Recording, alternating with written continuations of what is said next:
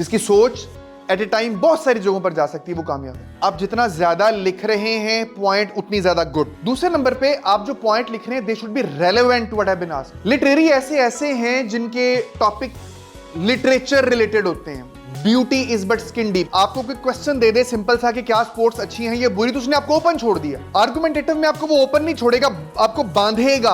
हमारी बेटी ने लिखा कि what is the value of women in Islam. क्या ये आर्गुमेंटेटिव है? Immensely high status to women. ये मैंने एक आर्गुमेंट दे दिया कि इसकी फेवर में बात कर लेंगे या इसके खिलाफ कर लेंगे, कोई क्वेश्चन नहीं छोड़ा। बायस और ओपिनियन में सिर्फ एक डिफरेंस है, वो ये है कि बायस की बुनियाद नहीं है। छठी क्लास के बच्चे को अगर समझाना है कि रिटन कम्युनिकेशन क्या होती है तो क्या समझाएंगे, क्या बोलेंगे उसको? छठी क्लास का बच्चा है, बिल्कुल सादा लफ्जों में क्या कहेंगे? ओके, कोई और? लिखकर अपनी बात दूसरे को बताना, और अपनी सोच और अपने आइडिया को लिखकर उसको समझाना, और कोई भी चीज, पर्पसफुल चीज। ओके, कोई ऐसी चीज, कोई ऐसा मैसेज जो कि मीनिंगफुल है, बामकसद है, अगर वो लिख के किया जाए तो उसे हम क्या कहेंगे? क्लियर हम इसके ऊपर? Okay, next. ये मुख्तलिफ शक्लें हैं इसकी जी। Email, text messages, blog post, business letter, precis, analytical reports, contract, proposals, paragraphs, brochures, advertisement, research paper, press release, job description, applications, यही है। इसके अलावा सोचें कोई एक आधी और, कोई एक दो और सोचेंगे फिर हम आगे चलेंगे। इसके अलावा सीवी, ओके, बुक्स, बुक्स वैसे कम्युनिकेशन है, कम्युनिकेशन है बुक्स, कौन कहता है? ओके, यस, क्यों है? मैसेज है देने, बिल्कुल तमाम क्वालिटीज पूरी हैं। और newspaper, yes, research papers, magazines, journals, agreed, बिल्कुल जी, टाइप सबको पता है। Let's move ahead. एडवांटेजेस क्या हैं इसके? पीछे आ जाऊं, इससे पहले कि आप पढ़ें, खुद से सोचें। कंपैरिजन करना है ऑरल कम्युनिकेशन से, जुबानी वाली से, नहीं लिखने, पेन डाउन। रिटन कम्युनिकेशन के प्लस क्या हो सकते हैं? जो बच्चा 5 लिख ले वो समझे कि उसका ज़हन बड़ा अच्छा काम कर रहा है। मिनिमम 5। स्टॉप। किस किस के 5 हो गए? रेज हैंड्स जिसने 5 लिख लिए। That's great. एक बच्चों में से, एक बच्ची में से वॉलंटियरली कोई पढ़ना शुरू कर दे, बच्चियों में से पहले पढ़े। सेव हो जाते हैं, मतलब उसकी ज्यादा रिटन लाइफ ज्यादा है, ओके। और टाइम बाउंड नहीं है कि उस ओरल में तो है कि अभी हमने कर दिया तो उस टाइम उसमें अब देर तक उसको मतलब एक ही बात है, आगे डिटेल हो जाती है इसमें, डिटेल, ओके हम इसकी डिफरेंशिएट कर देते हैं, ओके, ऑथेंटिक ओके, और बायस नहीं होती। बायस नहीं होती, हो भी सकती है। बच्चों में से कोई किताबें जितनी ज्यादा बायस हैं? जी बेटे, मोर प्रोफेशनल है, सेव एज अ प्रूफ के तौर पे सेव है, ठीक है, no restriction of time, okay, you get time to think and analyze, okay, no restriction, more efficient, can be repeat, यानी आप दोबारा भी इसको देख सकते हैं, पढ़ सकते हैं, ठीक है। That's all. Body building, body builders देखे आप लोगों ने? मसल्स आम आदमियों के छोटे छोटे होते हैं, उनके बड़े हो जाते हैं, कैसे? Practice, no, keep repeating the process. और कोई चीज? मसल्स बड़े कैसे हो जाते हैं? यूज, किसने कहा? या यूज। जिस चीज का आप इस्तेमाल करते हैं वो चीज डेवलप होना शुरू हो जाती है। ये एक्सेप्टेड रियलिटी है। दिमागों का जब आप इस्तेमाल करेंगे, सोचने का, अक्सर लिखा होता है क्रिटिकली एनालाइज कर, लिखते हैं। जब आप अपने दिमागों को सोचने पे डाल देंगे तो ऑटोमेटिकली दिमाग आपका वर्सटाइल अंदाज में सोचेगा। तो जो आपने अभी प्रैक्टिस की है, अभी आप 5 पे आए हैं, सोचते रहेंगे इस तरह खुद से, तो ये ऑटोमेटिकली 10, 15, 16, 18, 20 इतने तक आप सोचेंगे मुख्तलिफ पॉइंट।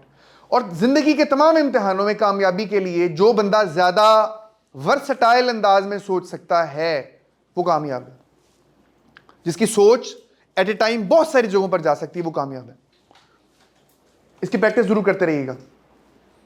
ओके जी, इसके advantages, distance communication and repetitive standing orders. एक ऑर्डर आज लिख दें, आने वाली 15 नस्लों के लिए वही ऑर्डर्स खड़ा रहेगा, ऐसा ही है? Okay. Permanent record of evidence, मैं कोई गलत बात करूंगा, दुरुस्त बात करूंगा, मैंने ये कहा था, मेरे हक में एविडेंस है। Sufficient time to think, act and react, ऐसा ही है? Okay. Suitable for sending statistical data, chart, सारा कुछ बेहतर है। Reduces ambiguity and help in fixation of responsibility, नीचे साइन भी होते हैं, लिखाई भी है, पता चल जाता है किसने बात की थी, ऐसा ही है?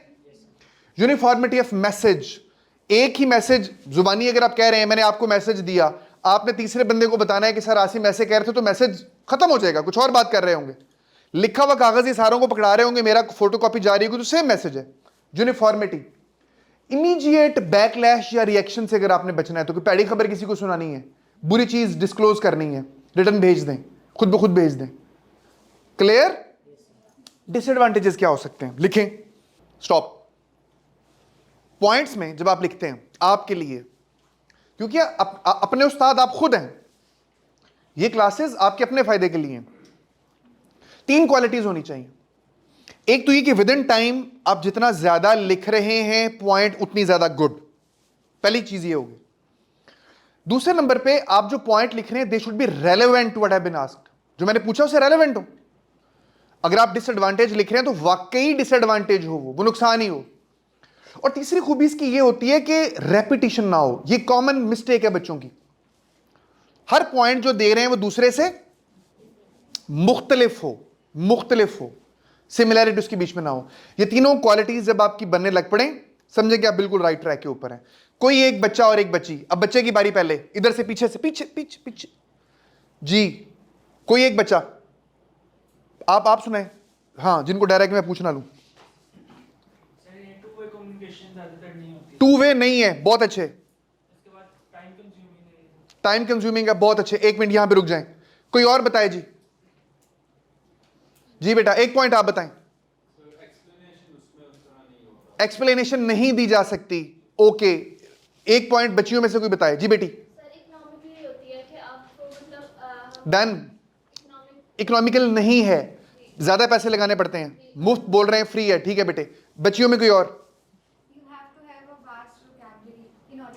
या इसके लिए आपको मजीद स्किल्स की जरूरत है।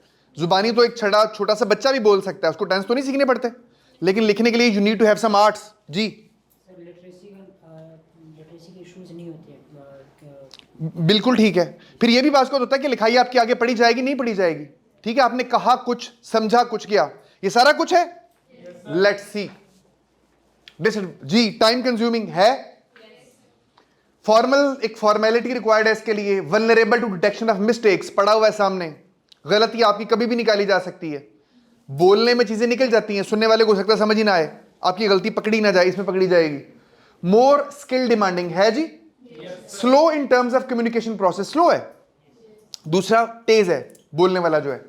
One way process of communication, इस तरह तो टू वे प्रोसेस है। जब हम ऑरली बात कर रहे हैं, मैं बोल रहा हूं, आप कहते हैं नहीं सर यूं नहीं यूं है, वो वन वे है। लिख के लेटर दिया, फिर लिख के जवाब अगली दफा आ रहा है, फिर लिख के आगे जा रही चीजें। कंप्रोमाइज ऑन सीक्रेसी, ऐसा ही है। सीक्रेसी नहीं है रिटर्न में, चीजें लीक होने लग पड़ती हैं ज्यादा। मैनिपुलेशन प्रोबेबिलिटी ज्यादा है। आपने लेटर भेजा, दरमियान में किसी ने खोल के उसको मैनिपुलेट कर दिया, अपने पास से चीजें बदल दी, सारा कुछ कर दिया। जितनी अदालतों में मामले लगे होते हैं, मैनिपुलेशन ऑफ रिकॉर्ड के तो लगे हुए होते हैं। लिखा हुआ चीज, जी मेरी डेट ऑफ बर्थ ये नहीं थी, ये कर दिया गया। इनफ्लेक्सिबिलिटी, ठीक है, इनफ्लेक्सिबल है, मतलब एक दफा जो चीज लिखी गई वो for all the times to come, can't be changed easily, ठीक है। ओके जी, यहां तक क्लियर? कोई चीज कंफ्यूजिंग? ओके, हम समझ के चल रहे हैं साथ साथ। This is the main thing, learning the art of some important communication के जो रिटन कम्युनिकेशन के जो टाइप्स हैं उनको हमने सीखना है। 3 के ऊपर हम नॉर्मली पीएमएस, सीएसएस, एसएस, इसके ऊपर हम बात करते हैं इसके हवाले से। अगर आपने सीएसएस करना है, अगर आपने पीएमएस करना है, अगर आपने असिस्टेंट डायरेक्टर बनना है, अगर आपने तहसीलदार बनना है, अगर आपने पुलिस ऑफिसर बनना है, किसी भी ग्रेड में गवर्नमेंट की जॉब चाहिए कहीं भी, तो ये सारी की सारी बातें जो हम करने लगे हैं रेलेवेंट है। उसमें ऐसे भी होगा, उसमें प्रेसी भी होगी, उसमें कॉम्प्रीहेंशन भी होगी, उसमें लेटर राइटिंग भी होगी, ये सारी की सारी चीजें उसके बीच में जो है ये होंगी। ऐसे डेफिनेशन पढ़ें जी, कोई बच्चा पढ़े। टॉपिक के ऊपर एक बंदे के आर्गुमेंट्स है, उसकी ओपिनियन है, उसके दलाइल हैं, ऐसे ही है। डेफिनेशन क्लियर होगी। ऐसे के हवाले से किसी को कोई कंफ्यूजन हो कि क्या होता है? हम सब ने लिखा भी है, देखा भी है, ऐसा है ना? इसमें अहम चीज ये है, टाइप्स ऑफ ऐसे, ये बेसिकली इसकी शक्ल देख लें फिर मैं इससे गुफ्तगू करता हूं। दो तरह के ऐसे होते हैं जो आपसे पेपर में पूछे जाते हैं, पेपर में पूछे जाता है। एक होते हैं लिटरेरी ऐसे। लिटरेरी ऐसे ऐसे हैं जिनके टॉपिक लिटरेचर रिलेटेड होते हैं। Beauty is but skin deep, ये मिसालें डाल डाल के लिख लें, क्योंकि थोड़ी देर से बाद आपको जब भूलने लगेंगे, आप दोहरा रहे होंगे जो कुछ आपने सीखा था, तो ये आपका एसेट बन जाएगा for all the times to come, और आप किसी को भी पढ़ाने के काबिल होंगे। लिटरेरी ऐसे जो ऐसे टॉपिक्स के ऊपर होते हैं जो लिटरेचर रिलेटेड हो। Honesty is the best policy, इस तरह के topic. Beauty is but skin deep, no pain no gain, literary से ऐसे हैं, ठीक है? इसमें आपने लिटरेरी अंदाज में बात करनी है, शायराना अंदाज में बात करनी है। और दूसरे होते हैं इशू बेस्ड एसेज। कौन से? इशू। आपको कोई इशू दिया जाता है, मसला, और आपने उसका एनालिसिस करना होता है। वो इशू पॉलिटिकल भी हो सकता है, वो इशू इकोनॉमिक भी हो सकता है, वो इशू सोशल भी हो सकता है, कुछ भी हो सकता है। Issue based. Inflation, corruption, women empowerment, climate change, ये सारे इशू बेस्ड हैं, जो कुछ है। Floods, disaster management. अच्छा, अब इशू बेस्ड के अंदर दो तरह के टॉपिक्स आपसे पूछे जा सकते हैं, उनकी फिर मैं मिसालें लिखवाऊंगा। एक किस्म है, इसको हम कहते हैं डेस्क्रिप्टिव ऐसे। डेस्क्रिप्टिव ऐसे ये है कि एग्जामिनर एक आपको ब्रॉड टॉपिक दे देता है और कहता है कि डिस्क्राइब कर दें इस पूरे टॉपिक पे जो कुछ आपको पता है। मसलन टॉपिक लिखें, दो तीन मिसालें लिखें। वुमेन एम्पावरमेंट इन पाकिस्तान, वुमेन एम्पावरमेंट इन पाकिस्तान। डिस्क्रिप्टिव ऐसे है, उसने कहा कि डिस्क्राइब कर दें जिस तरह आपने करना है, ठीक है जी। दूसरा टॉपिक लिख लें, डिजास्टर मैनेजमेंट,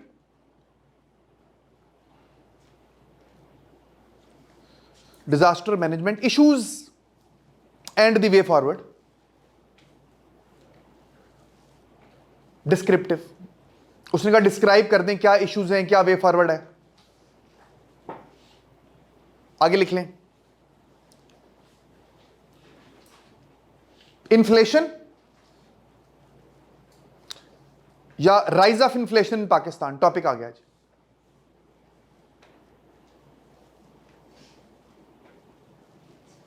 ठीक है जी। आपको एक ओपन फील्ड दे दी कि क्या करें, डिस्क्राइब करें। डिस्क्रिप्टिव ऐसे जैसे चलाना चाहें चला लें। आर्गुमेंटेटिव ऐसे होता है कि आपको टॉपिक इन्हीं सब्जेक्ट्स में बना के दिया जाता है और एग्जामिनर एक खास एंगल पे गुफ्तगू चाह रहा होता है। मसलन corruption is the biggest issue of Pakistan, लिखें topic, corruption is the biggest issue of Pakistan. Examiner ने खाली करप्शन नहीं कहा, बल्कि क्या कहा, उसने कहा साबित करें, आर्गुमेंट दें कि बिगेस्ट इशू है। आगे वो बिल्कुल ऐसे हो सकता है जी, आर्गुमेंटेटिव में ऐसे ही होता है। आगे एक और टॉपिक लिखें, we ourselves are responsible for, we ourselves, हम बजाते खुद, आर रिस्पॉन्सिबल, जिम्मेदार हैं, for the persistent inflation in Pakistan. We ourselves are responsible for the persistent inflation in Pakistan. अगला बड़ा मशहूर topic, we are not a poor but a poorly managed country.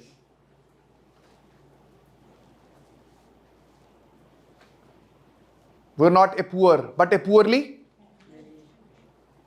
आगे future of democracy, future of democracy is bleak in Pakistan.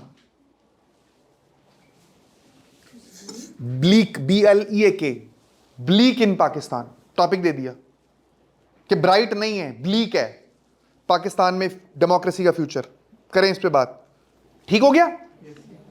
अभी तक हमने क्या देखा कि जो एसेज हैं उनकी इकसाम क्या है, टाइप्स क्या है।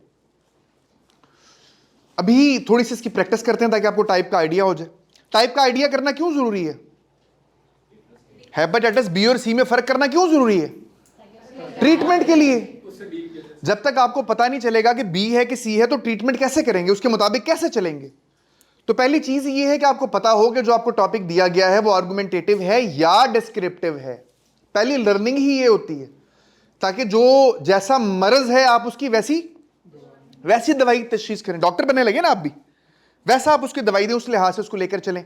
टॉपिक लिखें, टॉपिक लिखें। टॉपिक है जी आपका promotion of sports culture in Pakistan. ये डिस्क्रिप्टिव टॉपिक है। आप खुद से कोई टॉपिक आर्गुमेंटेटिव बनाइए, इसी के अंदर से ही कोई मिलता जुलता, इसी को कन्वर्ट करें। Promotion of sports culture in Pakistan. Copy पे लिख लें, कॉपी पे लिख लें, मैं खुद पूछूंगा। हमारे जो टॉपिक्स हैं वो क्वेश्चन फॉर्म में भी हो सकते हो सकते हैं, किसी भी तरह की स्टेटमेंट हो सकती है। इसको खुद से आर्गुमेंटेटिव बनाएं, और जो बना ले वो हाथ खड़ा करता जाए। It's a competition.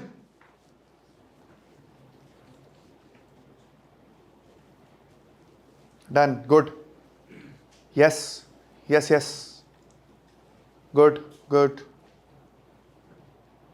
गुड। जी गुड़िया बताएं आप। Why sports culture needs to be promoted? Okay, जी। Does sports culture lead to good physical and mental health? Okay, Sport is less focused in Pakistan. yes। देखें, आर्गुमेंटेटिव के अंदर वो आपको open नहीं छोड़ता। अगर वो मतलब आपको कोई क्वेश्चन दे दे सिंपल सा कि क्या स्पोर्ट्स अच्छी हैं या बुरी, तो उसने आपको ओपन छोड़ दिया। आर्गुमेंटेटिव में आपको वो ओपन नहीं छोड़ेगा, आपको बांधेगा किसी ना किसी चीज के साथ कि आपका काम यह साबित करना है कि स्पोर्ट्स अच्छी है या बुरी है। Promotion of sports culture is not possible in Pakistan. ये एक टॉपिक हो सकता है कि पाकिस्तान में मुमकिन ही नहीं लगे रहे साबित करने के लिए। उसने आपको वकील बना दिया, खालिद ने कत्ल किया है या कत्ल नहीं किया। आर्गुमेंटेटिव ये है कि आपको वो कहेगा खालिद कातिल है या खालिद कातिल, वो ये नहीं कहेगा क्या खालिद कातिल है। ये फिर दरमियान में आ गया कि आपकी मर्जी है, खुद समझ लें कातिल है ये। नो, वो आपको एक आर्गुमेंट देगा कि आपका काम ये है कि आप या वकील सफाई हैं या उधर हैं। बात समझे? ओके, दूसरा टॉपिक लिखें। Topic women in Islam. ये है डिस्क्रिप्टिव टॉपिक, इसको बनाएं argumentative. Women in Islam, argument create करें इससे। टॉपिक हमारी बेटी ने लिखा कि what is the value of women in Islam. क्या ये आर्गुमेंटेटिव है? No sir. आर्गुमेंटेटिव बेटी तब बनेगा जब आप इसको कोई कुछ चीज बनाएंगी। मसलन अगर आप ये कहें कि इस्लाम में औरत की वैल्यू अच्छी नहीं है, फिर एक काम दे दिया कि आप इस पर साबित करें कि अच्छी नहीं है। आप मेरी बात समझ रही हैं ना? खाली क्वेश्चन अगर हम देंगे तो वो तो आपने ओपन छोड़ दिया। आर्गुमेंटेटिव ऐसे कभी भी आपको ओपन नहीं छोड़ेगा। वो आपको कोई आर्गुमेंट दे देगा कि इस आर्गुमेंट के ऊपर आपने बात करनी है, हक में कर लें या इसके खिलाफ कर लें। आर्गुमेंट जनरेट करेगा। जी आपने क्या लिखा? Freedom is the right for women. Okay, कुछ भी आप लिख सकते हैं जी। इसमें आर्गुमेंट क्या है? नो, कोई और जी।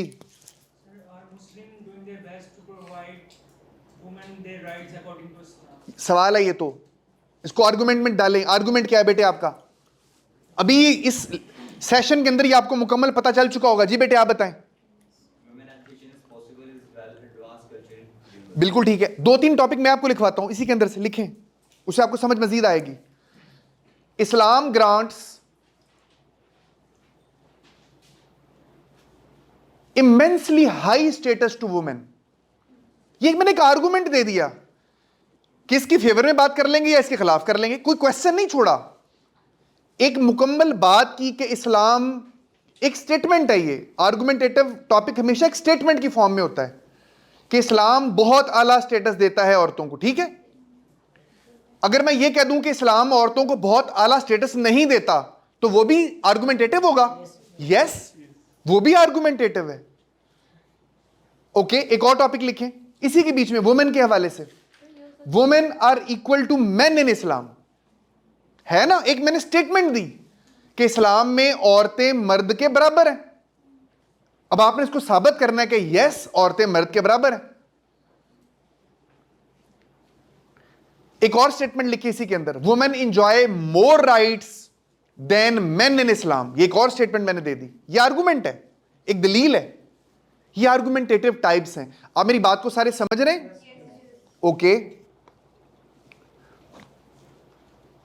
women are leaders in Islam. Yes, women are leaders in Islam, बिल्कुल ठीक है। ये हो सकता है कि does Islam give women enough rights? ये तो आपने फिर सवाल कर लिया। आपने सवाल तो खत्म करना है, आर्गुमेंटेटिव में सवाल नहीं होगा। आप इसको यूं कहेंगे, इस्लाम gives immense rights to women, a number of rights to women. Islam rights the power of women, या Islam rights the rights of the women. बिल्कुल ठीक है, आप इस बात को पिक कर रहे हैं ना सारे। आर्गुमेंटेटिव ऐसे वो ऐसे है जिसमें एक खास दलील के ऊपर आप बात करते हैं, एक खास दलील के ऊपर। वो ओपन एंडेड नहीं है, उसने आपको एक काम लगा दिया कि इस काम के ऊपर बात करें। वाई फेमिनिज्म, वाई काट दें तो ठीक है। सवाल के ऊपर तो मैंने कैटेगोरिकली कहा कि जो सवाल की फॉर्मेट में होगा वो आर्गुमेंटेटिव होगा ही नहीं। Feminism is not for Islam, that's it. ये एक आपने एक आर्गुमेंट दे दिया, ये आर्गुमेंटेटिव है जी। Islam is not patriarchal. Yes, ये एक आर्गुमेंट आ गया आपका, करेंगे इसको साबित जी। The value of women in Islam is different from other. बिल्कुल ठीक है, आपने एक बात कर दी, बिल्कुल ठीक है, डन। ओके, एक लास्ट टॉपिक की हम प्रैक्टिस जी बेटे। Rights of women are secured in Pakistan. Yes, बिल्कुल ठीक। ओके जी, अब एक आखिरी टॉपिक हम लिखते हैं। वो टॉपिक हम लिख लेते हैं जनाब डेमोक्रेसी, नहीं बल्कि डेमोक्रेसी नहीं, सोशल मीडिया। आप सबका पसंदीदा सोशल मीडिया। अगर हो टॉपिक सिंपल हो, सोशल मीडिया या advantages and disadvantages of social media, तो ये एक डिस्क्रिप्टिव टॉपिक है। आप इसको कन्वर्ट करें आर्गुमेंटेटिव में। गो, लो लिख के। Social media is a source of information. Correct, Social media is good for earning. Yes Social media influences masses. Yes is yes Social media is affecting the young generation. Yes Social media is toxic for children. Yes Social media destroying young generation. Yes. Okay, तालियां बजाएं सब अपने लिए। You have got it now. अब आपको पता चल गया कि आर्गुमेंटेटिव ऐसे और डिस्क्रिप्टिव ऐसे के अंदर क्या फर्क है, ठीक है। बस अब सिर्फ एक पॉइंट आपने समझ लेना है। पेपर जब आपने देना है, जब आपने पेपर देना है, तो जो आपका टॉपिक होगा, एक तो ये कि हमने पेपर देते हुए कभी भी लिटरेरी ऐसे नहीं चुनना होता, अवॉइड करना होता है जब तक कि मजबूरी ना हो। बाज़ औक़ात सारे टॉपिक ही लिटरेरी हैं तो मजबूरी है, शॉर्ट ऐसे में ममून हो जाता है। अदरवाइज आपने कभी भी लिटरेरी टॉपिक को अवॉइड करें, बिल्कुल अवॉइड करें, बिल्कुल अवॉइड करें, उसको हाथ नहीं लगाना। और इशू बेस्ड ऐसे पे आपने आना, और इशू बेस्ड के अंदर आर्गुमेंटेटिव ऐसे अगर आप चुन रहे हैं तो गो विद द आर्गुमेंट। जो आर्गुमेंट उसने दिया है आपने उसके साथ जाना है। सर उसके लिए तो फिर हमें फैक्ट्स और फिगर्स की काफी जरूरत है। ऑब्वियसली बच्चे, वो तो सारा कुछ है, वो तो सारी बात आगे हम करेंगे कि आपके पास क्या नॉलेज होना चाहिए। लेकिन आपने किस तरफ जाना है पहले आपको ये तो बताओ कि एग्जामिनर चाह क्या रहा है कि आप कराची को जाएं कि इस्लामाबाद को जाएं। एग्जामिनर की ये तवक्का होती है कि अगर जो टॉपिक उसने आपको दिया है आप किसके साथ जाएंगे, टॉपिक की फेवर के अंदर जाएंगे, उस आर्गुमेंट की फेवर के अंदर जाएंगे। क्या चीज जा सकते हैं, against नहीं जा सकते। अगेंस्ट सिर्फ उस मैं मसलन एक टॉपिक अभी हम डिस्कस कर रहे हैं कि टॉपिक एक आ गया, टॉपिक लिखें फिर हम लिख के इस पर बात करते हैं। Social media is the biggest evil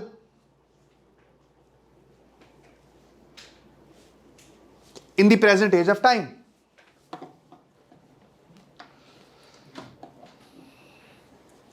Social media is the biggest evil in the present age of time?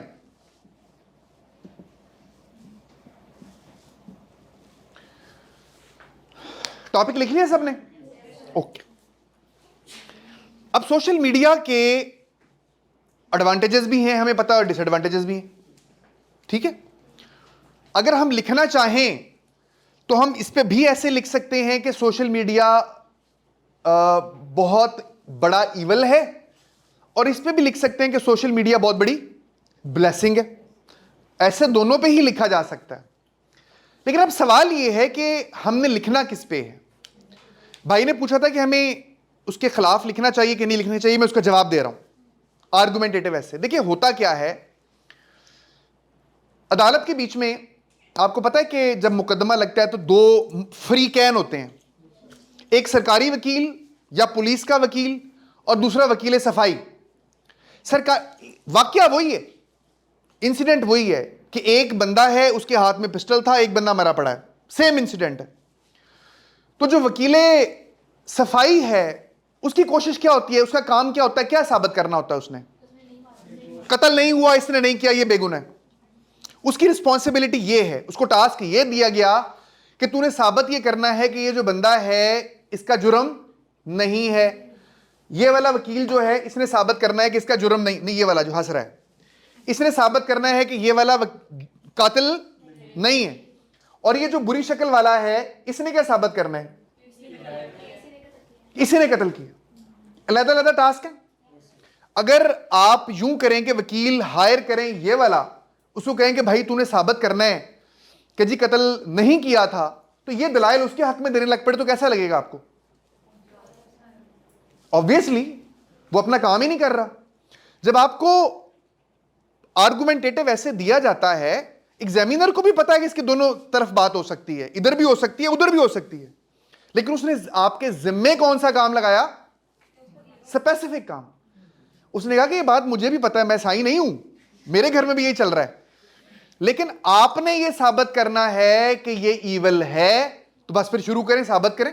और यही चीज उसने आपकी चेक करनी है कि आप कितने अच्छे तरीके से उसका मुकदमा लड़ सकते हैं। बात समझ गए? ये सबसे बड़ा ब्लंडर है जो इनके सवाल के आगे जाके हमने डिस्कस करना था, लेकिन यही कर लिया।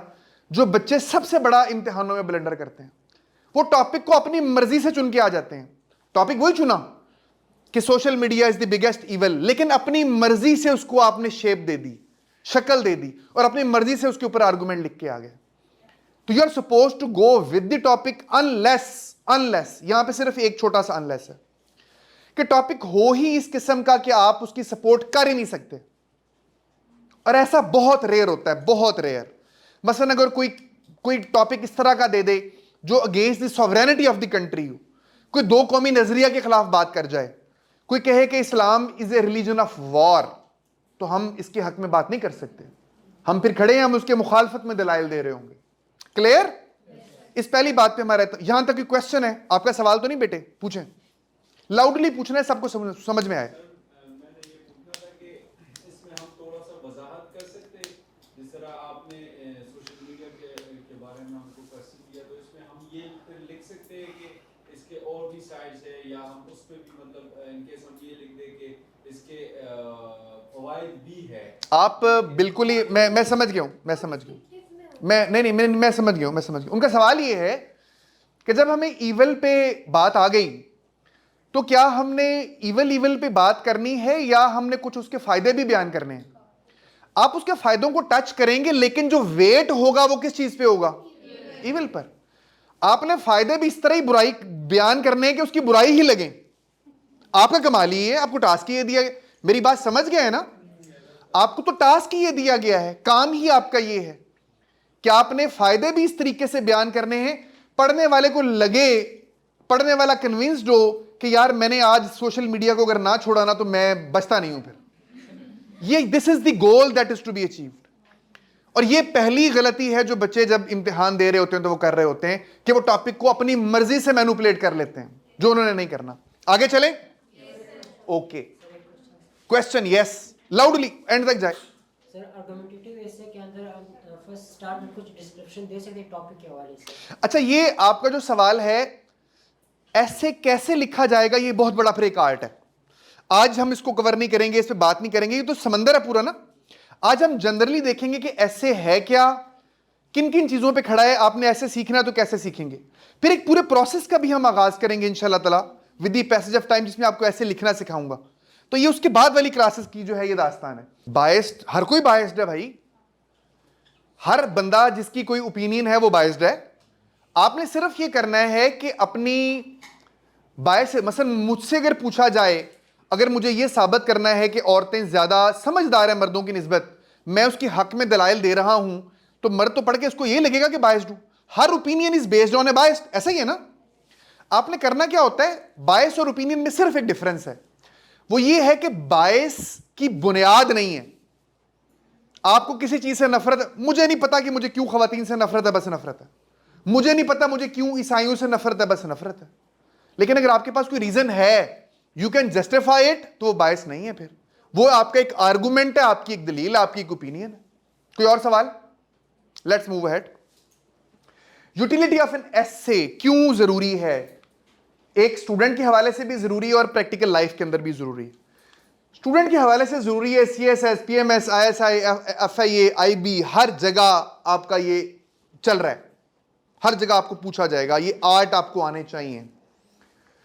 और प्रैक्टिकल लाइफ में आपने जब आना है, आपने जिस तरह मैं अब एज CSP काम कर रहा हूं, एडिशनल सेक्रेटरी हूं अभी हेल्थ डिपार्टमेंट में, कोई रिपोर्ट लिखनी हो, मेरा ऐसे जो आर्ट है वो उसके बीच में इन्वॉल्व है। रिसर्च पेपर लिखना हो, एनालिसिस करना हो, कुछ लिखना हो, ऐसे आर्ट इन्वॉल्व है। रिसेंटली जहांगीर वर्ल्ड टाइम्स के लिए मैंने लिखा है, दोबारा से लिखना शुरू किया है, तो उसके लिए जो मैं फीचर लिखता हूं, आर्टिकल्स लिखता हूं, वो ऐसे आर्ट इन्वॉल्व है। हर चीज के अंदर आपका ऐसे आर्ट इन्वॉल्व है। जो कुछ आप ऐसे के अंदर सीखते हैं उसकी प्रैक्टिकल यूटिलिटी हर जगह आ रही होती है। क्लियर? कोई दो राय तो नहीं? आगे चलते हैं। अच्छा, ये सबसे अहम स्लाइड है यार, कंपोनेंट्स ऑफ एन एसे। इसको एक दफा देख लें। सबसे अहम मैं क्यों कहता हूं, देखें मेरी बात को पहले समझिएगा, फिर उसको हम बाद में देख लेते हैं। बच्चे ऐसे में क्यों फेल होते हैं? मुझसे सबसे ज्यादा ये पूछा जाता है कि सर ऐसे में क्यों फेल हो गए, इतनी ज्यादा फेलियर ऐसे में कैसे आ जाते हैं? यार, जब तक आपको ये पता नहीं होगा कि एग्जामिनर देखना क्या चाह रहा है, देखना क्या चाह रहा है, आप पास कर सकते हैं? नहीं। You must know. मसलन आप किसी के घर में गए हैं रिश्ता लेने के लिए, ठीक है, देखने के लिए गए, जब तक आपको ये पता नहीं होगा कि उसके घर वालों को क्वालिटीज कौन सी पसंद हैं बच्चे के अंदर, क्यों भाई, तो कोई चांस है आपका? दो।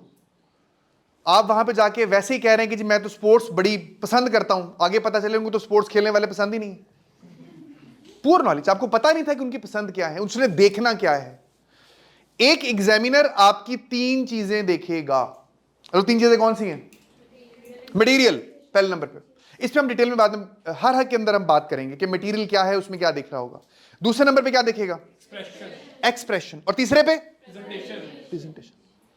इन तीन चीजों के ऊपर आपका ऐसे खड़ा है। बच्चे फेल इसलिए करते हैं कि उनको इस बुनियाद का नहीं पता, कैसे के अंदर एवेल्युएट क्या होना है, चेक क्या चीजें होनी है। आज के बाद इंशाल्लाह आप यहां से सीख के जाएंगे तो उसमें आप इसमें मार नहीं खाएंगे इंशाल्लाह ताला। आपको पता होगा कि ऐसे के अंदर क्या चीज चेक होनी है। आगे चले। मटेरियल, मटेरियल क्या होता है, इसमें क्या चीजें देखी जाती हैं, पहले समझ लें कि मटेरियल क्या है। मटेरियल वो बातें हैं जो आपने ऐसे के अंदर की, वो मवाद है जो आपने ऐसे के अंदर दिया, जो आर्गुमेंट्स हैं जो आपने ऐसे के अंदर दिए, दैट इज मटेरियल। ऐसे में फोटो तो नहीं ना बनानी, कुछ ना कुछ लिख के आपने दे के आना है, वो सारा का सारा मटेरियल है। आपने कहा कि जी खवातीन बहुत ज्यादा इस्लाम के अंदर एग्जाल्टेड प्लेस है, ये मटेरियल है। आपने कहा कि हमने इन्फ्लेशन खुद की हुई है, ये मटेरियल। जो जो आपकी बातें हैं, जो जो रिकमेंडेशन है, सब के सब मटेरियल कहलाती हैं। मटेरियल के अंदर फिर उसने आपकी तीन चीजें चेक करनी है। पहली क्या है, लिखते जाइएगा, रेलेवेंट। आपका मटेरियल रेलेवेंट हो, किससे रेलेवेंट हो? टॉपिक से या क्वेश्चन से? इस बात पे गौर कीजिएगा, ये कॉमन मिस्टेक है जो होती है। देखिए होता क्या है, CSS, PMS और बाकी इम्तिहानों के जो टॉपिक्स हैं वो महदूद हैं, 18, 20, 25, 30। जैसे वुमेन इन इस्लाम एक ब्रॉड टॉपिक है, एक बड़ी फील्ड है, सब एकेडमीज तैयार करवाती हैं। सारे बच्चे इसको पढ़ के जाते हैं, इसके ऊपर ऐसे लिखा हुआ पढ़ते हैं, बार बार इसके ऊपर लिख भी रहे होते हैं इस टॉपिक के ऊपर।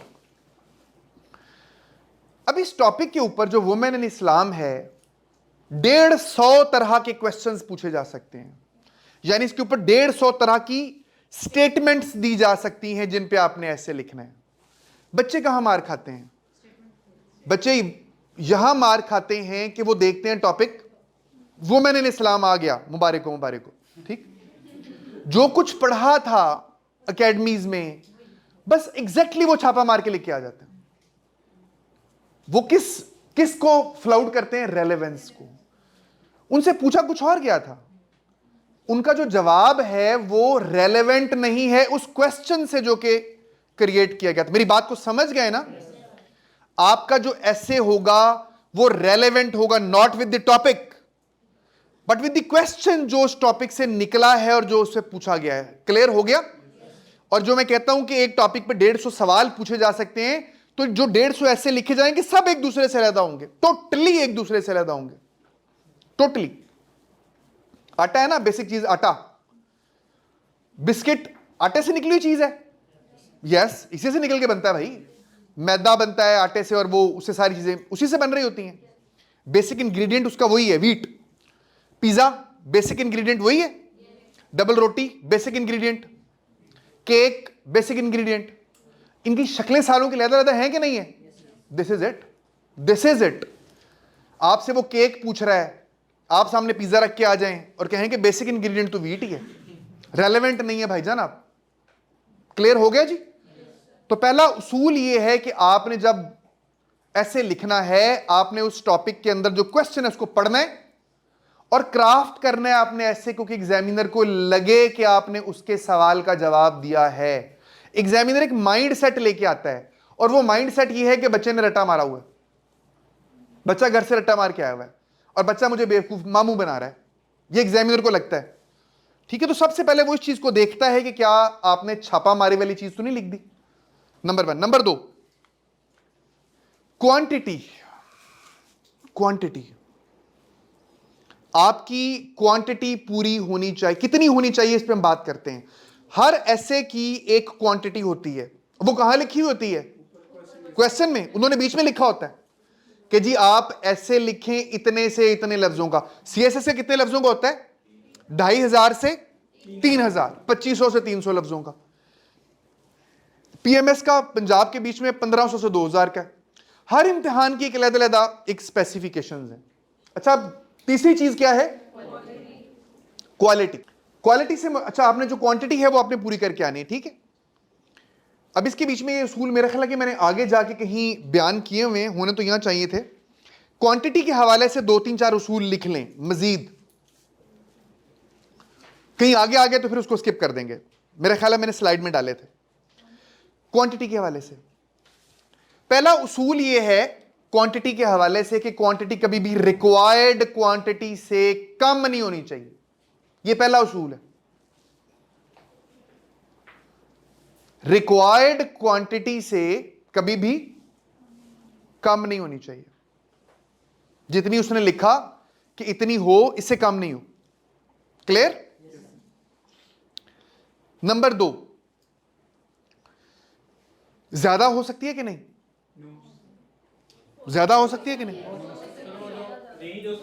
2 उसूल है। नहीं, वही तो सवाल था कि रेंज से ज्यादा हो सकती है कि नहीं।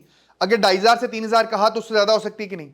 उसमें उसूल है, उसूल समझ लें, उसूल समझ लें। नहीं, उसूल समझ लें, उसूल है। जो लॉन्ग ऐसे है, लॉन्ग ऐसे कहते हैं ऐसे ऐसे को जो 2000 लफ्जों से ज्यादा का हो, वो लॉन्ग ऐसे है। जो 2000 लफ्ज या 2000 या 2000 से ज्यादा का, ये लॉन्ग ऐसे है। शॉर्ट ऐसे होता है जो 200 से 500 का हो। पहले तो ये कैटेगरी हमें समझ में आ गई। शॉर्ट ऐसे कौन सा है? 200 से 500 का। लॉन्ग ऐसे 2000 या 2000 से ज्यादा का। लॉन्ग ऐसे में अगर आप मैक्सिमम वाला थ्रेशोल्ड क्रॉस कर जाएं तो कोई फर्क नहीं होता। यानी उसने कहा है 3000, आप 3100 लिख दें, 3200 लिख दें, 3300 लिख दें, कोई फर्क नहीं पड़ता, कोई फर्क नहीं पड़ेगा। क्लियर? शॉर्ट ऐसे में आपने ख्याल करना है कि आपने ऊपर वाली लिमिट क्रॉस नहीं करनी। कोई वजह बता सकता है? नहीं, नहीं, प्रिसाइज पूछा गया है। वो ये देखना चाह रहा है कि थोड़े से लफ्जों में आप ये सारा मुद्दा बयान कर सकते हैं कि नहीं कर सकते। जब शॉर्ट ऐसे वो आपको देता है तो वो आपकी क्वालिटी भी चेक करता है कि क्या लफ्जों को सक्सिंक्टली, मुख्तसर अंदाज में, ब्रीफली आप अपना मैसेज कन्वे कर सकते हैं कि नहीं करते। तो उस सूरत में आपने आगे नहीं जाना। क्लियर? ओके। उसके अलावा आप चले भी जाएं तो खैर। अच्छा, फिर एक और चीज इसी हवाले से, एग्जामिनर को कभी बेवकूफ ना समझे। एग्जामिनर को कभी बेवकूफ ना समझे। एग्जामिनर को कंफर्म्ड रहें, श्योर रहें कि उसको आइडिया हो जाएगा कि आपने ये लंबा लिखा है कि छोटा लिखा है। बहुत सारे बच्चों को मैंने कहते देखा कि सर कैसे पता चलता होगा, भाई वो यही काम कर रहा है यार, वो यही काम कर रहा है। एक आपके पेज क्या है, किस तरह है, उसको बड़ा अच्छे तरीके से आइडिया हो जाता है। तो आपने तैयारी की फेज में ईमानदार रहना है, ईमानदार रह के आपने तैयारी करनी है। क्लियर जी? और आखिरी चीज, इसमें आखिरी टिप, फर्ज करें कि पेपर लिख रहे हैं आप, 2500 लफ्ज पूरे करने हैं, आपको लग रहा है कि नहीं कर पाएंगे, तब क्या करें? हथियार डाल दें? तब उसके लिए कुछ टेक्निक्स होती हैं, और वो टेक्निक ये है कि थोड़ा स्पेस दे के खुला खुला लिखना शुरू कर दें। कम से कम 2500 लफ्ज नहीं है, पेज काउंट पूरा हो जाए एटलीस्ट। आप बड़ा कर लें, जो भी करना है कर लें, हाशिए इस तरह के दे दें, दरमियान में कोई ग्राफ ऐसा बना लें, यानी कि उसकी लुक कम से कम जो है बड़ी लिख जाए। कद छोटा हो तो क्या करते हैं?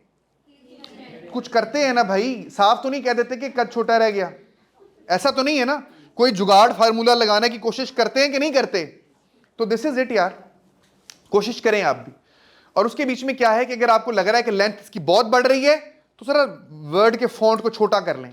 अगर आपको लगता है कि 500 की बजाय ये 700 पे चला जाएगा तो फॉन्ट छोटा कर लें कि यार 1-1.5 पेज पे पूरा आ जाए, एग्जामिनर को पता ना चले। और अगर छोटा आपका हो रहा है, करना आपने बड़ा है, लिखना 2500 से ज्यादा का था, तो थोड़ा खुला खुला लिखना शुरू कर दें। कम से कम आपके जो पेजेस हैं वो तो पूरे हों। क्लियर? ओके। ये टिप्स हम देख रहे हैं कि ऐसे में हमने कैसे पास होना और ऐसे हमने कैसे। मटेरियल के अंदर 2 चीजें हमने देख ली, रेलेवेंट होना चाहिए और क्वांटिटी। तीसरी और आखिरी चीज की है क्वालिटी। क्वालिटी अच्छी हो। क्वालिटी से क्या मुराद है? क्या होती है मटेरियल की क्वालिटी? मिसाल से समझा सकता हूं, मिसाल से समझा सकता हूं। मिसाल देता हूं, मैं भी मिसाल देता हूं। बिल्कुल ठीक कह रहे हैं आप सारे लोग। इसकी मिसाल ये है कि मैं गया हूं फ्रूट चाट लेने। किधर जी? दही भल्ले लेने, दही भल्ले लेने। ठीक है, अब वो मैंने सोचा यार दही भल्ले की एक प्लेट बना। अच्छा, मैं खड़ा हूं, फारिग था, तो वो मुख्तलिफ चीजें डाल रहा है, तो मैंने कहा वैसे से बात कर लें। मैंने उससे पूछा कि यार पाकिस्तान में महंगाई बढ़ी है, क्या ख्याल है, क्यों है महंगाई? तो आपके ख्याल में वो क्या कहेगा कि मैंने नहीं पता, या वो कुछ ना कुछ कहने की कोशिश करेगा? वो कुछ ना कुछ अपना फलसफा झाड़ेगा, जितना उसका इल्म है वो उतनी रोशनी डालेगा। यानी मेरे सवाल का जवाब वो देगा कि पाकिस्तान में महंगाई क्यों है। यही सवाल अगर मैं करूं किसी टीचर से, वो भी जवाब देगा। यही सवाल मैं करूं किसी इकोनॉमिस्ट से, वो भी जवाब देगा। क्या इन तीनों जवाबों की क्वालिटी सेम होगी? मटेरियल एक, ये क्वालिटी है, दिस इज क्वालिटी। जो डिफरेंस ऑफ मटेरियल है एक दही बल्ले वाले का, एक ब्यूरोक्रेट का, एक टीचर का, एक इकोनॉमिस्ट का, वही दरअसल इसकी क्वालिटी होती है। तो आप लोगों ने जब अपना ऐसे लिखना है तो लगे कि ये दही भल्ले वाले ने लिखा है? नहीं नहीं, ये क्या लगे? दही भल्ले वाला अपनी फील्ड में एक्सपर्ट है, उसकी उतनी ही इज्जत है जितनी कि इकोनॉमिस्ट की है, लेकिन वो उसकी फील्ड से रेलेवेंट सवाल नहीं था जो आपने उससे पूछ लिया था। बात समझ गए कि नहीं समझ गए? तो क्वालिटी लगना चाहिए कि आपका जो मटेरियल है इस बंदे का इन डेप्थ स्टडी है। एफपीएससी सीएसएस के इम्तिहान के बाद बाकायदा एक लिख लिख के भेजता है कि बच्चों को हमने क्यों फेल किया। उसके अंदर जो सबसे ज्यादा कॉमनली जो वो एतराज लगाते हैं वो ये एतराज है कि बच्चे दही भले वाले स्टाइल में लिखते हैं, बिल्कुल वैसे ही खड़े खड़े बातें करते हैं कि जी ये गलत हो गया, ये गलत हो गया, कोई उनकी इन डेप्थ चीजें नहीं है। तो इन डेप्थ चीजें कैसे आ सकती हैं? ये 4-5 चीजें सर, ये जो क्वालिटी है जी मैं सिर्फ एक दफा दिखा दूं, फिर हम इस पे क्वेश्चन लेते हैं। क्या क्या आप करेंगे तो देखने वाले को लगेगा कि ये क्वालिटी अच्छी है? Statement of famous persons. अब कोट करें स्टेटमेंट ऑफ फेमस पर्सन से क्या मुराद? आप इकोनॉमी पे अगर ऐसे लिख रहे हैं CSS और PMS का जो स्टूडेंट है, मैं अपने स्टूडेंट को कोटेशन नहीं लिखने देता, मैं कहता हूं स्टेटमेंट लिख कि जी फला इकोनॉमिस्ट ने ये कहा, पाकिस्तान के स्टेट बैंक के गवर्नर ने ये कहा, ठीक है जी, ये स्टेटमेंट्स हैं, आप उन्हें कोट करें कि जी फला अखबार के अंदर ये बात की हुई है, उन्होंने IMF के सरबराह ने ये बात कही थी, उसने दौरा किया था पाकिस्तान का, वर्ल्ड बैंक का जो सरबराह है वो आया था, उसने ये बात की, ठीक है। दूसरे नंबर पे क्या है, बुक रेफरेंसेस, किताबों के रेफरेंसेस दें कि जी पूरी किताब लिखी हुई है, वो इसके हवाले से ये बात करती है। Reports, general sites, world bank की रिपोर्ट है, CIA फैक्ट बुक्स हैं, IMF की रिपोर्टें छपती हैं, इकोनॉमिक सर्वे ऑफ पाकिस्तान है, बेशुमार रिपोर्टें छपती हैं, उनको आप कोट कीजिए। कुरान एंड सुन्ना, इससे बड़ा रेफरेंस ही कोई नहीं। अगर कोई बंदा वैसे ही कहता जाए कि जी इस्लाम जो है वो कहता है कि बाकी इंसानियत के साथ अच्छा सलूक करना चाहिए, एक बंदा ऐसे खाली इस तरह ही लिख रहा है कि इस्लाम कहता है कि सारों का ख्याल करना चाहिए, सारों को मिलजुल के रहना चाहिए, किसी को नुकसान नहीं पहुंचाना चाहिए। दूसरा बच्चा कहता है कि जी सूरह मायदा की आयत नंबर 32 में अल्लाह ताला ये कहते हैं कि जिसने एक इंसान की जान बचाई उसने सारी इंसानियत को बचा लिया। आप खुद बताएं किसका मटेरियल बेहतर है। दिस इज इट, सिर्फ यही डिफरेंस है। रेफरेंसेस कोट करें कुरान से और सुन्ना से।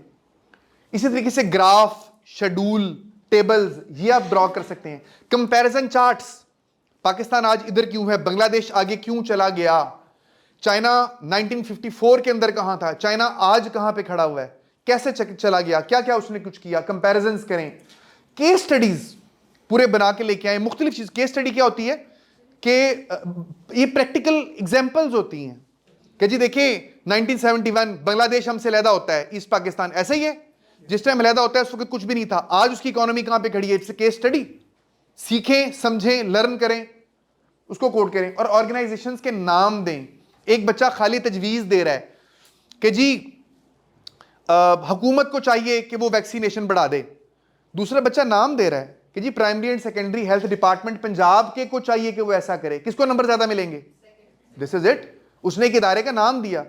तो ये वो तमाम की इसके अलावा और भी टेक्निक्स हैं जिनकी वजह से लगेगा कि आपकी जो क्वालिटी ऑफ मटेरियल है it is better. This is all about material. कोई सवाल किसी का यहां तक है तो बताइए। यस, केस स्टडी नहीं, आपने केस स्टडी का सिर्फ रेफरेंस लिखना होता है, पूरी केस स्टडी नहीं लिखनी होती। आपने कोट करना होता है कि जी हमें इसकी मिसाल ले लेते हैं, इसकी पहले सूरत हाल ये थी, आज ये यहां तक पहुंच गया, पूरा वो नहीं लिखना होता। सर आपने एक्सप्रेशन का मना किया, नहीं लिखने की क्या वजह है? और इस कोटेशन में और स्टेटमेंट्स और कुरान के जब हम दे रहे होते हैं, कोड कर रहे होते हैं या उसके रेफरेंस दे रहे होते हैं, उसमें क्या? अच्छा, मैं कोटेशन कह रहा हूं सिंपल, जो लिटरेरी अंदाज में खूबसूरत खूबसूरत बातें की गई होती हैं उसके लिए मैं उनको कोटेशन कहता हूं, कि जिनका मकसद बातों की खूबसूरती होता है। आपने जस्ट उनको अवॉइड करना है। CSS के पेपर में जब आप इशू बेस्ड ऐसे लिख रहे हैं तो आपने उसमें फैक्ट्स एंड फिगर से बात करनी होती है, उसके बीच में लिटरेरी अंदाज की बातें या शायराना बातें फिर उसमें हम नहीं करते।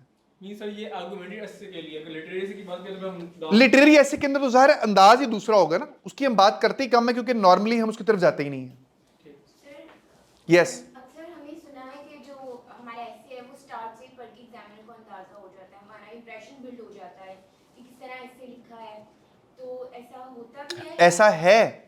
एग्जामिनर पढ़ने से पहले इवन उसकी शक्ल देख के उसको पता चल जाता है कि बच्चा पास होने वाला है कि फेल होने वाला है। एग्जामिनर तो मुझसे कई गुना ज्यादा तजर्बेकार है, मैं 13 साल से पढ़ा रहा हूं, मैं पेपर देख के खाली बाहर की शक्ल देख के पहले पेज की बता देता हूं कि बच्चे ने पास होना है कि नहीं होना। उसकी वजह ये कि उसका काम ही ये है ना। ये तीनों चीजें, एक जो रिक्वायरमेंट है ऐसे की, कितनी रिक्वायरमेंट है? 3, मटेरियल, एक्सप्रेशन और प्रेजेंटेशन। ये पहले पेज के ऊपर ही नजर आ जाती हैं, पहले पेज पे आउटलाइन वाला जो पेज है, उससे आगे जाने की जरूरत नहीं होती। उसने इन तीनों चीजों पर रिमार्क्स देने हैं। दूसरी चीज क्या है? एक्सप्रेशन से मुराद ये है कि जो आपने अंग्रेजी लिखी वो कैसे लिखी, सही लिखी, गलत लिखी, या उसमें क्या क्या कुछ है, उसमें क्या क्या कुछ होना चाहिए। सबसे पहले क्या हो? ग्रामेटिकली करेक्ट हो, ग्रामर की गलतियां ना हो उसके बीच में, टेंसेस पूरे हों, प्रेपोजिशंस पूरी है लगी हुई हो, ठीक है। बस अगर मैं कहूं कि she is deprived from resources तो डिप्राइव्ड ऑफ होता है, मैंने गलत प्रेपोजिशन यूज की हुई है, ठीक है। तो इस तरह की गलतियां ना हो। Mature sentence structure, mature sentence structure, इस बात का क्या मतलब है? 2 जुमले लिखे, उसे पता चलेगा।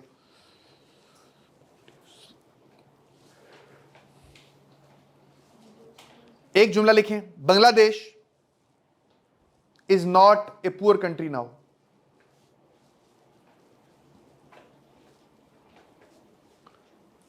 ठीक है जी, Bangladesh is not a poor country now. दूसरा जुमला लिखें, gone are the days, gone are the days when Bangladesh used to be a poor country। 2 जुमले, सेम मैसेज, सेंटेंस और ग्रामेटिकली दोनों दुरुस्त हैं, तो सेंटेंस स्ट्रक्चर दोनों का डिफरेंट है। कौन सा अच्छा लग रहा है देखने में? सिंपल। तो आपने जब ऐसे को पास करना है, अपने सेंटेंस स्ट्रक्चर को इंप्रूव करना है। ये देखा जाता है कि आपका सेंटेंस स्ट्रक्चर 10वीं वाला है या सीएसएस के कैंडिडेट वाला है। ठीक है, और उसको सीखने के मुख्तलिफ आर्ट होते हैं, मुख्तलिफ तरीकों से आप उसको इवॉल्व करते हैं और आस्ते आस्ते सीख जाते हैं। पहले तो हम देख रहे हैं कि क्या क्या कुछ होना चाहिए, कैसे होगा वो तो आगे जाके पढ़ने वाली चीजें हैं। Number 3, use of good vocabulary and idioms. जुमला लिखें, फिर जुमला लिखें,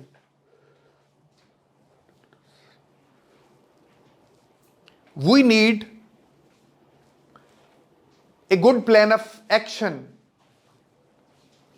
for ending poverty in Pakistan। We need a good plan of action for ending poverty in Pakistan। ये जुमला दुरुस्त है। अब इसी को अच्छी वोकैबुलरी से इंप्रूव करते हैं। We need a meticulously meticulously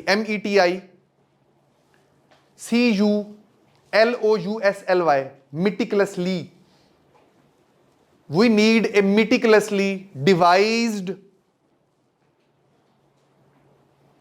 plan of action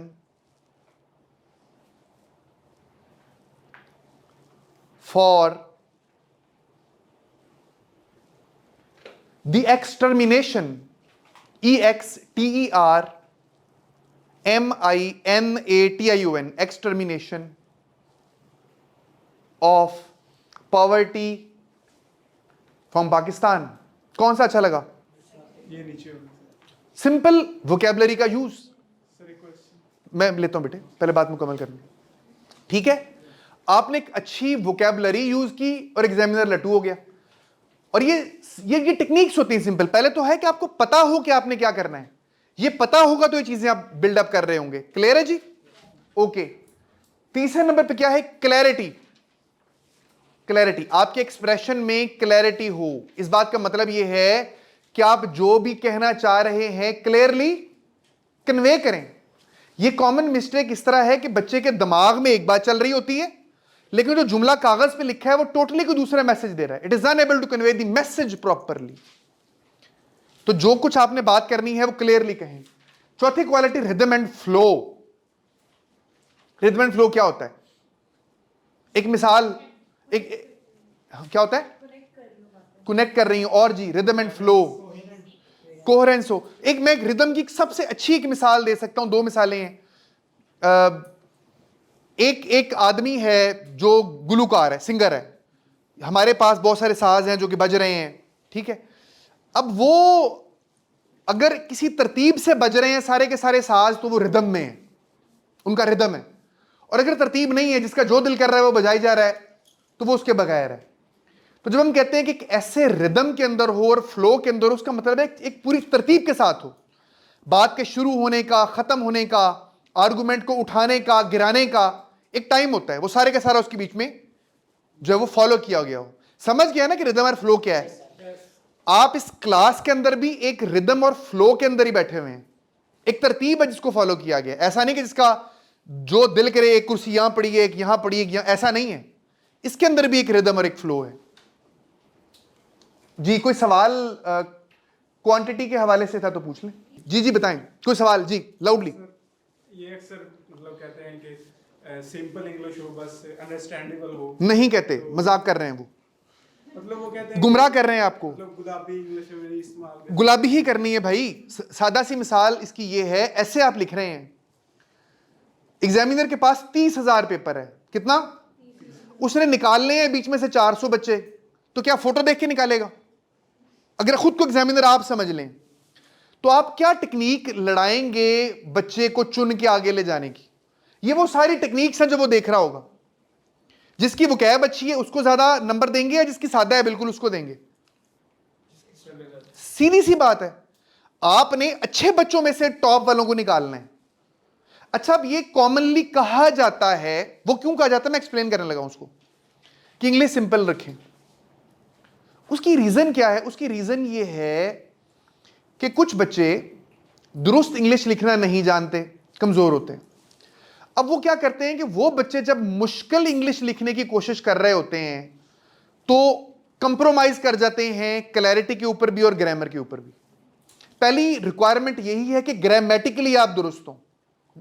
उसके बाद दूसरा स्टेप ये है कि आपकी वोकैबुलरी भी अच्छी हो। अगर अच्छी वोकैबुलरी के यूज की वजह से आप ग्रामर में गलत लिख रहे हैं या एक काम अजीब सा कर रहे हैं तो बेहतर है कि आप सिंपल रह लें। मैं एक सादा सी मिसाल देता हूं। अभी यहां पे एक बच्ची बैठी हुई थी, मैंने उसको क्या कहा, क्या लेकर आए मेरे लिए? पानी। मैंने क्या वर्ड यूज किया था? पानी। पानी। उसने ये लाके दे दिया। अगर मैं ये कहता कि मेरे लिए आब लेकर आए, कैसा फील होता? माना सेम है, इट्स सेम मीनिंग, आब का मतलब पानी है कोई, लेकिन ये हंसने वाली बात बन गई कि नहीं बन गई?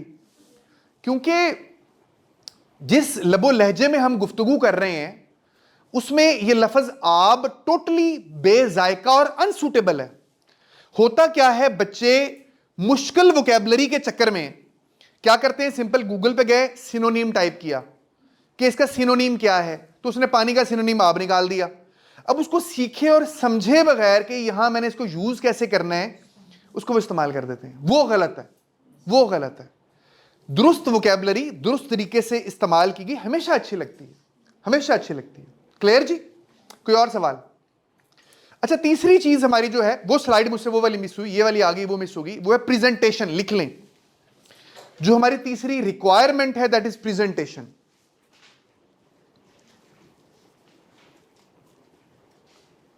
तीन रिक्वायरमेंट्स हैं ऐसे की, मेरी रिक्वायरमेंट्स हैं, ये एग्जामिनर की भाई, वो इस बुनियाद पे आपको पास और फेल करेंगे। और तीसरी है प्रेजेंटेशन, उसमें वो आपकी क्या क्या चीज देख रहा होगा वो लिख लें। पहली चीज जो आपकी देख रहा होगा, आपकी हैंड राइटिंग क्या है।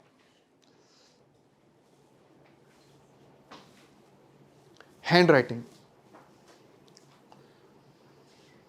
हैंड राइटिंग की सीएसएस में अहमियत पता है क्या है? सीएसएस के अंदर हैंड राइटिंग की, जो इस क्लास में मेरी है, मेरे बगैर ये क्लास हो सकती थी? नो। ये बात इसी मिसाल के साथ लिख लीजिएगा। बहुत सारे बच्चे इसकी अहमियत को इग्नोर कर जाते हैं। मैं 13 साल से पढ़ा रहा हूं, हजारों बच्चे देख चुका हूं, हजारों बच्चों की हजारों खूबियां अलग-अलग होंगी, लेकिन सारे पास होने वाले बच्चों में जो एक चीज कॉमन है हमेशा, वो ये है कि उनकी हैंड राइटिंग हमेशा अच्छी होती है, उनकी प्रेजेंटेशन साफ सुथरी और हमेशा अच्छी होती है। किसी गंदी लिखाई वाले बच्चे को मैंने पास होते हुए नहीं देखा, वो कर ही नहीं सकता पास सीएसएस। तो पहली चीज आपकी हैंड राइटिंग है, हैंड राइटिंग। ठीक है जी? अभी मैं इस हैंड राइटिंग पे भी अभी बाद में बात कर लूंगा। पहले मैं इस पार्ट को मुकम्मल इसलिए कर दूं कि फिर मुझे भूल जाना है। जो जो बातें मेरे जहन में, एक फ्लो में मुकम्मल करता हूं, फिर क्वेश्चन ले लेता हूं आपका। पहली चीज क्या लिखी? दूसरी चीज है आपका यूज ऑफ पेपर। आप पेपर किस तरीके से यूज करते हैं? अब पेपर यूज से मुराद ये है कि दोनों साइडों पे इक्वल मार्जिन आपने छोड़ा हुआ हो, ठीक है, आपके पैराग्राफ के अंदर प्रॉपर स्पेसेस हों, जो आपने पैराग्राफ यूज किया है, आपकी लाइनें एक दूसरे के अंदर घुसी हुई ना हो, ये वो आपका देख रहा होता है कि आपने पेपर को इस्तेमाल किस तरीके से किया हुआ है। क्या एक जस्टिफाइड साफ सुथरे अंदाज में आपने किया कि नहीं किया? दूसरी चीज आ गई प्रेजेंटेशन के अंदर। तीसरी चीज वो क्या देखेगा? तीसरी चीज मैंने बड़ी एक मेरे लिए घिसी पिटी मिसाल है कि मैं हर साल वही मिसाल देता हूं, लेकिन उसके बगैर समझ भी नहीं आती। एक आम वकील खड़ा होकर दलील दे रहा है, एक आम और दूसरी तरफ अगर एतजाज एहसन खड़ा होके दलील दे रहा है, तो क्या दोनों का स्टाइल सेम होगा? नो। एतजाज एहसन साहब के दलाइल टोटली डिफरेंट होंगे, टोटली डिफरेंट, अंदाज ही, लबो लहजा, सब कुछ फर्क होगा। This is presentation, the way you present your arguments. आपने बात को कैसे शुरू किया, कैसे खत्म किया, कहां से लाके आपने छोड़ दिया। कवाली होती देखिए कभी, बहुत सारी जगहों पे कवाल एक जगह पे आके वो चुप कर जाता है, अवाम गाने लग पड़ती है, ऐसा होता कि नहीं होता? He is playing, this is an art actually. किस तरीके से आपने अपनी बात को कन्वे करना है, this is presentation, the way you present the things. कितनी बातें हो गई? 3। क्या आपने बात, अच्छा इसके अंदर एक और बात है, वो यहां पे बताना बहुत अहम है, यहां पे बताना।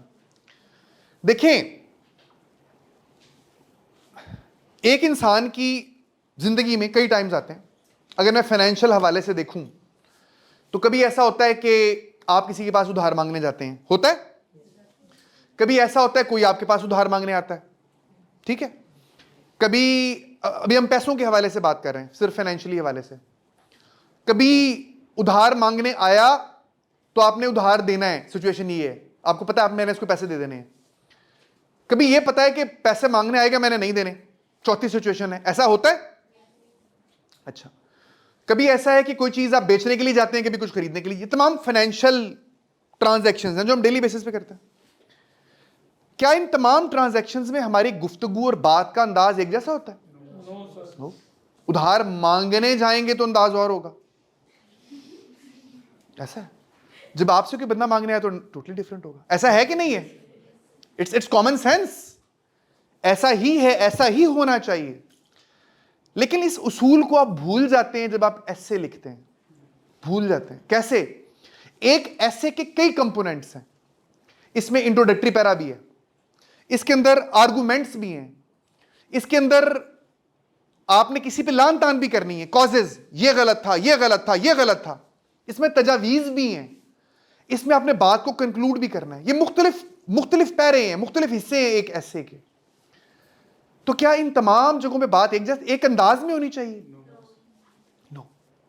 बच्चे इस फर्क को समझ नहीं पाते कि इंट्रो का लबो लहजा, इंट्रोडक्टरी पैराग्राफ का क्या है, रिकमेंडेशन पैराग्राफ का। This is presentation. जिस तरीके से उसने गुफ्तगू की है, इसको सीखना जरूरी है। यह बात ऐसे ही लिख लें जो आपको समझ में आई कि प्रेजेंटेशन का यह भी पार्ट है कि आपका इंट्रोडक्टरी पैराग्राफ क्या साउंड कर रहा है, आपका डेफिनेशन पैरा क्या साउंड कर रहा है, आपका मेन आर्गुमेंट पैराग्राफ क्या साउंड कर रहा है, आप तजवीज किस अंदाज में दे रहे हैं,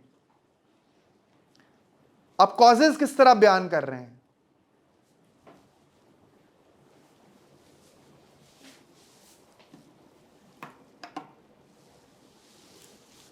डन जी, लिख लिया?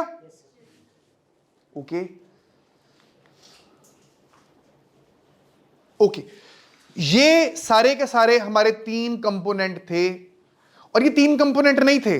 आपने दरअसल ये सीखा कि अगर आपने ऐसे पास करना है तो कौन कौन सी गलतियां अवॉइड करनी है, क्या क्या कुछ उसके बीच में आपने इंजेक्ट करना है। क्लियर? अब ये सारा कुछ होगा कैसे? आप ऐसे राइटिंग स्किल्स अगर आपने डेवलप करने हैं तो क्या करेंगे, उसके 5-6 स्टेप्स मैंने आप लोगों के लिए लिखे हैं। सबसे पहला स्टेप आज के टाइम पे अगर होगा तो वो होगा कि आप पॉपुलर टॉपिक लिस्ट बना लेंगे कि जो टॉपिक्स पॉपुलर हैं, जो टॉपिक 25-30 वही हैं जो हर दफा आ रहे होते हैं, climate change, women, sports, technology, science, social media, democracy, governance, बिल्कुल, करप्शन, इन्फ्लेशन, इकोनॉमी, यही है, घूम फिर के यही आते हैं। आप उनको लिस्ट डाउन कर लेंगे कि जी ये टॉपिक्स हैं जिनके ऊपर मुझे काम करना। Number 2, separate file for every topic. Computer में खोलना चाहें, अपने कागज में खोलना चाहें, हर टॉपिक के लिए एक अलग फाइल आपकी खुली हुई हो। मकसद क्या? कि उससे मुतल्लिका कोई चीज आपको जहां मिले आप उसको स्टोर करना शुरू कर दें। Number 3, data search.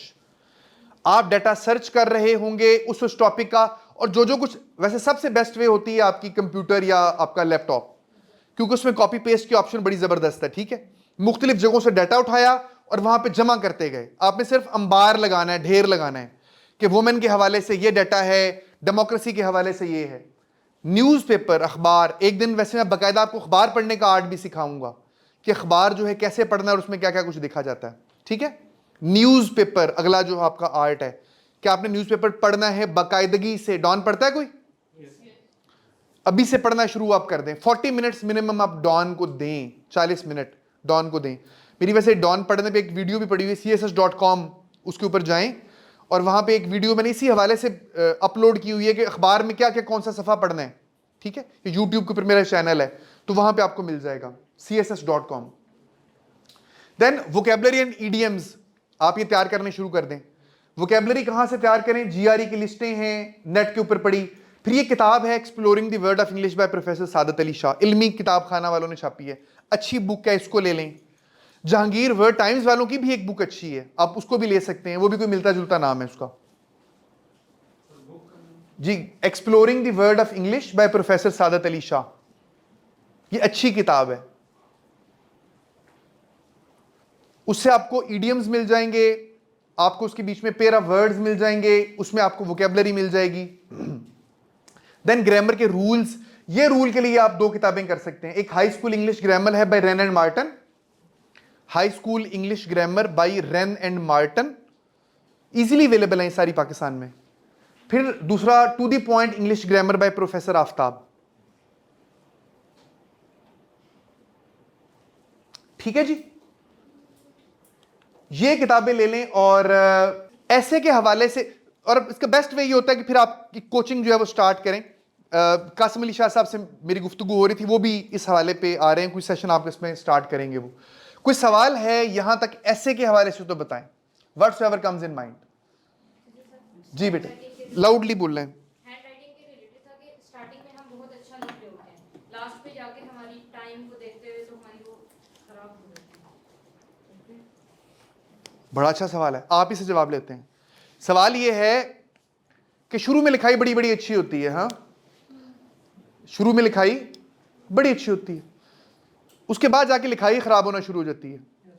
क्या रीजन है? ये तो कहानी वही होगी कि शादी के बाद पहले 2 साल बड़ा अच्छा पीरियड चल रहा था, बाद में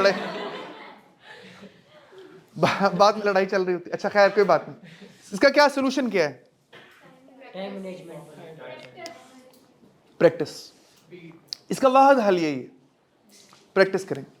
अगर आपने 3 घंटे में 2500 लफ्ज लिखने हैं तो आपकी प्रैक्टिस हो 3 घंटे में 3500 लफ्ज लिखने की, आपको कभी भी ये प्रॉब्लम दरपेश नहीं होगा, क्योंकि आपने प्रैक्टिस उस लिहाज से की हुई है, अपने आप को डेवलप किया हुआ है। आइडियाज एक दूसरे, प्रैक्टिस है उसका भी यार।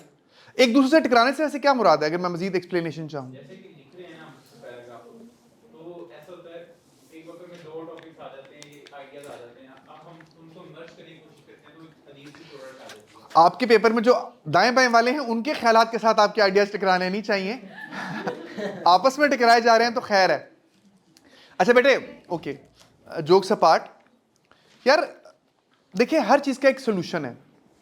आप जो बता रहे हैं ये एक बड़ा कॉमन प्रॉब्लम है कि आप एक चीज़ पे सोच रहे हैं, दरम्यान में दूसरी चीज़ है। इसका भी हल वही है यार, जिस चीज़ की प्रैक्टिस आपने हज़ारों दफ़ा की होगी, हज़ारों बार, जिसमें से आप गुजरे हैं, मुमकिन ही नहीं है कि उसके अंदर कोई गलत आ जाए। यार पाकिस्तान का सबसे बड़ा इम्तिहान है जिसके लिए आप लोग तैयारी करते हैं, CSSPMS, और इसके लिए जिस एज पर आप आज हैं, जिस स्टेज पे आप अभी हैं, 2-3 साल लगेंगे आपको पेपर देने में, ऐसे ही है ना, डिग्री आएगी। अभी से अगर आप इस लाइन के ऊपर चल पड़ें कि जी हमने दिन में 2 या 3 आउटलाइंस बनानी, ये कभी प्रॉब्लम नहीं आएगी आपको इंशाल्लाह ताला, क्योंकि आप क्लैरिटी से सोच रहे होंगे। इसकी सादा सी मिसाल ये है कि अगर मैं आपको कहूँ कि एक रुमाल है, उस रुमाल के क्या बेनिफिट्स हैं, तो वो मुझे लिख के दिखाएं, तो आप सोच सकते हैं ना कि रुमाल के क्या बेनिफिट्स हैं। अगर मैं साथ ही कहूं कि एक लड्डू खाने के क्या बेनिफिट्स हैं, वो भी आप सोच सकते हैं, लेकिन ये दोनों आपस में कभी भी मिक्सअप नहीं होंगे। इसलिए मिक्सअप नहीं होंगे कि आपके दिमाग में कॉन्सेप्ट बड़ा क्लियर है लड्डू का, और बड़ा क्लियर तस्वीर है कि ये चीज़ है, ये चीज़ है। चीज़ें मिक्सअप तब होती हैं जब आपके दिमाग के अंदर क्लियर नहीं होती, क्लैरिटी नहीं होती। बस आपने अपने आप को क्लियर करना होता है, किसी हवाले से चीज़ें क्लियर होती हैं। कोई और सवाल जी?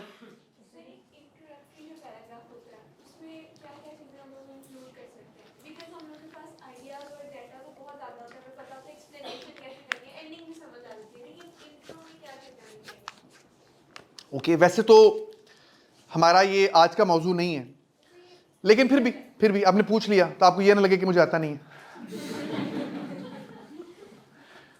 इंट्रोडक्टरी पैराग्राफ बाकी बच्चों की भी नॉलेज के लिए, ऐसे का पहला पैराग्राफ इंट्रोडक्टरी पैरा कहते हैं। इसकी अहमियत सबसे ज्यादा इसलिए है कि आउटलाइन और इंट्रो पैरा पढ़ने के बाद एग्जामिनर फैसला कर चुका होता है कि उसने आपके साथ क्या सलूक करना है, पास करना है या फेल करना है। ठीक है, बिल्कुल वो क्लियर होता है कि उसने आपको कहां पे रेट करना है। इंट्रो पैरा दो चीजों का मजमूआ होता है, एक स्टार्टिंग लाइंस और दूसरे नंबर पे थीसिस स्टेटमेंट। थीसिस स्टेटमेंट कहते हैं कि हमने उस ऐसे के अंदर जो भी बातें करनी है उसका एक मुख्तसर सा आपने एक एब्स्ट्रैक्ट दे देना है, उसका समरी दे देनी है। आपका इंट्रो पैरा पढ़ने के बाद आपके एग्जामिनर को पता चल जाना चाहिए कि आपने इस मौजू के हक में बात की है कि खिलाफ बात की है।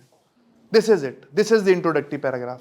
बाकी तो इनके ऊपर डिटेल्ड में सेशन होते हैं बाकायदा, जब बच्चों को हम करवा रहे होते हैं तो बाकायदा कई लेक्चर इंट्रोडक्टरी पैराग्राफ के ऊपर ही चलते हैं, जिसमें उनकी टेक्निक सिखाई जाती हैं।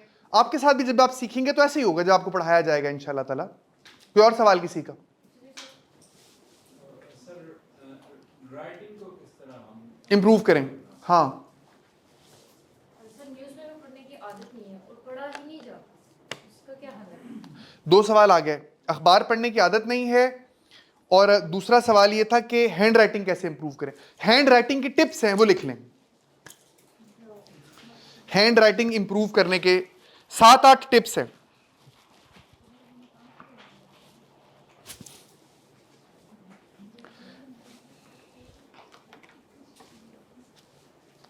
अच्छा, देखें, पहले नंबर पे ये कि आपका जो लेटर्स है ना, जो आप लेटर लिखते हैं, लेटर्स, इनका टिल्ट 3 तरह का हो सकता है। मसलन मैं अभी अपना नाम लिख रहा हूं,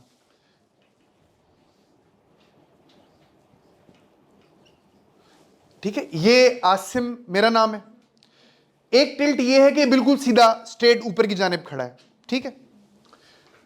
दूसरा इसकी डायरेक्शन हो सकती है यूं, ये लेफ्ट टिल्टेड आसिम है, लेफ्ट जानब इंक्लाइंड है, टिल्टेड है। और तीसरी इसकी डायरेक्शन हो सकती है राइट टिल्टेड। ऐसा ही है। होता क्या है, आप अपने लफ्जों पे भी गौर कीजिएगा मेरी इस बात के बाद। कॉमनली होना यह चाहिए कि आपके सारे लफ्ज या यूं हो या यूं हो या यूं हो, यानी या वो सीधे टिल्टेड हैं, सीधे खड़े हैं, या लेफ्ट में या राइट पे। लेकिन प्रॉब्लम हमें क्या आती है, हमारे कुछ लफ्ज 90 के एंगल पे होते हैं, कुछ 45 में होते हैं, कुछ को नींद आई हुई होती है। गौर कीजिए, ऐसा है। और यह चीज लिखाई को सबसे ज्यादा गंदा कर रही होती है। तो पहले नंबर पे तो आप अपना एक रस्मुल खत डेवलप कीजिए, खुद से फैसला कर लें कि आप कौन सी लिखाई अच्छी लिख सकते हैं। यह आपका अपना फैसला है। मेरा, जब मैं इस प्रोसेस में था तो मेरा फैसला इस पे था, फिर मैंने सारे पेपर इस पे दिए, स्ट्रेट के ऊपर। यह पहली चीज हो गई कि आपने अपना टिल्ट एक अपने मिजाज के मुताबिक सिंगल डेवलप करना है। क्लियर? अच्छा, दूसरी इसमें तजवीज यह है कि अब ये मैं अपने एक्सपीरियंस की बुनियाद पे कर रहा हूं। बहुत सारे बच्चे लफ्जों को जोड़ जोड़ के लिखने की कोशिश करते हैं। आसिम लिखेंगे ए के साथ जुड़ा हुआ, एस साथ जुड़ा हुआ, आई साथ जुड़ा हुआ, एम। ये सिग्नेचर हैंड राइटिंग है, इसको सिग्नेचर हैंड राइटिंग बोला जाता है। इसका नुकसान ये है कि तेजी में लिखते वक्त बहुत सारे लफ्ज खाए जाते हैं। आई और एम लिखना है तो आई और एम कहीं घुस जाएगा एक दूसरे के बीच में, समझ नहीं आ रही होगी कि आई कहां था और एम किधर गया। तो कोशिश करें अगर आपके लिए मुमकिन हो कि हर लफ्ज एक दूसरे से अलहदा अलहदा हो। ज्वाइनिंग हैंड राइटिंग अच्छी नहीं समझी जाती, उसमें क्लैरिटी अच्छी नहीं आती अनलेस कि आप डेवलप कर चुके हैं उसको बहुत क्लियरली लिखना।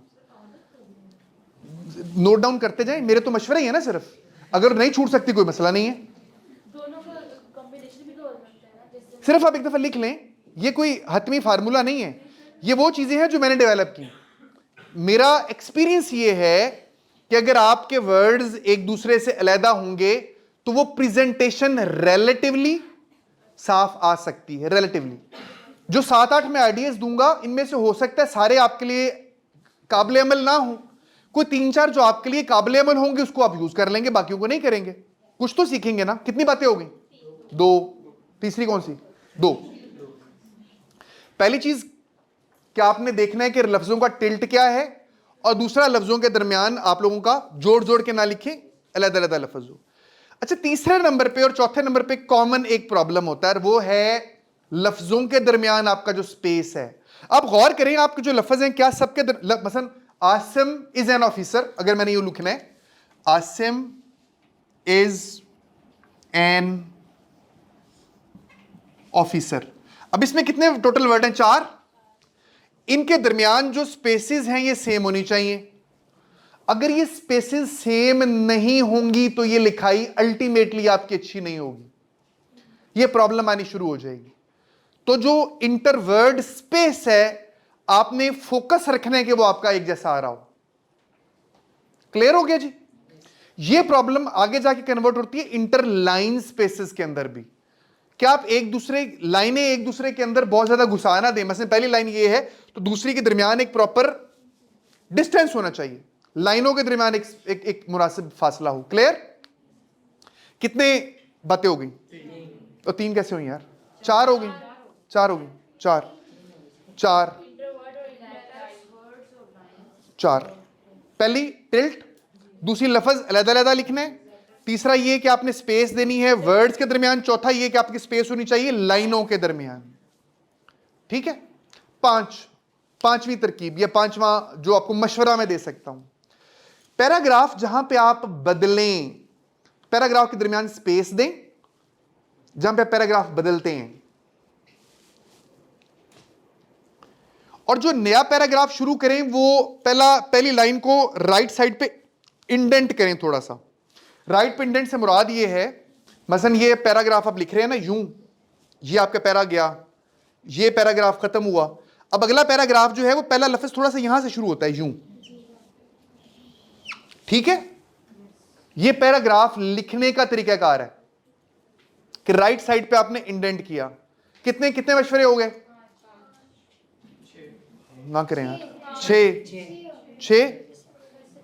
6 नहीं मैंने फिर नहीं गिनने, अब कैसे नहीं? ठीक है, जिसको 5 लग रहा है 5, ओके 6 डन। आगे जी, आगे आगे आगे।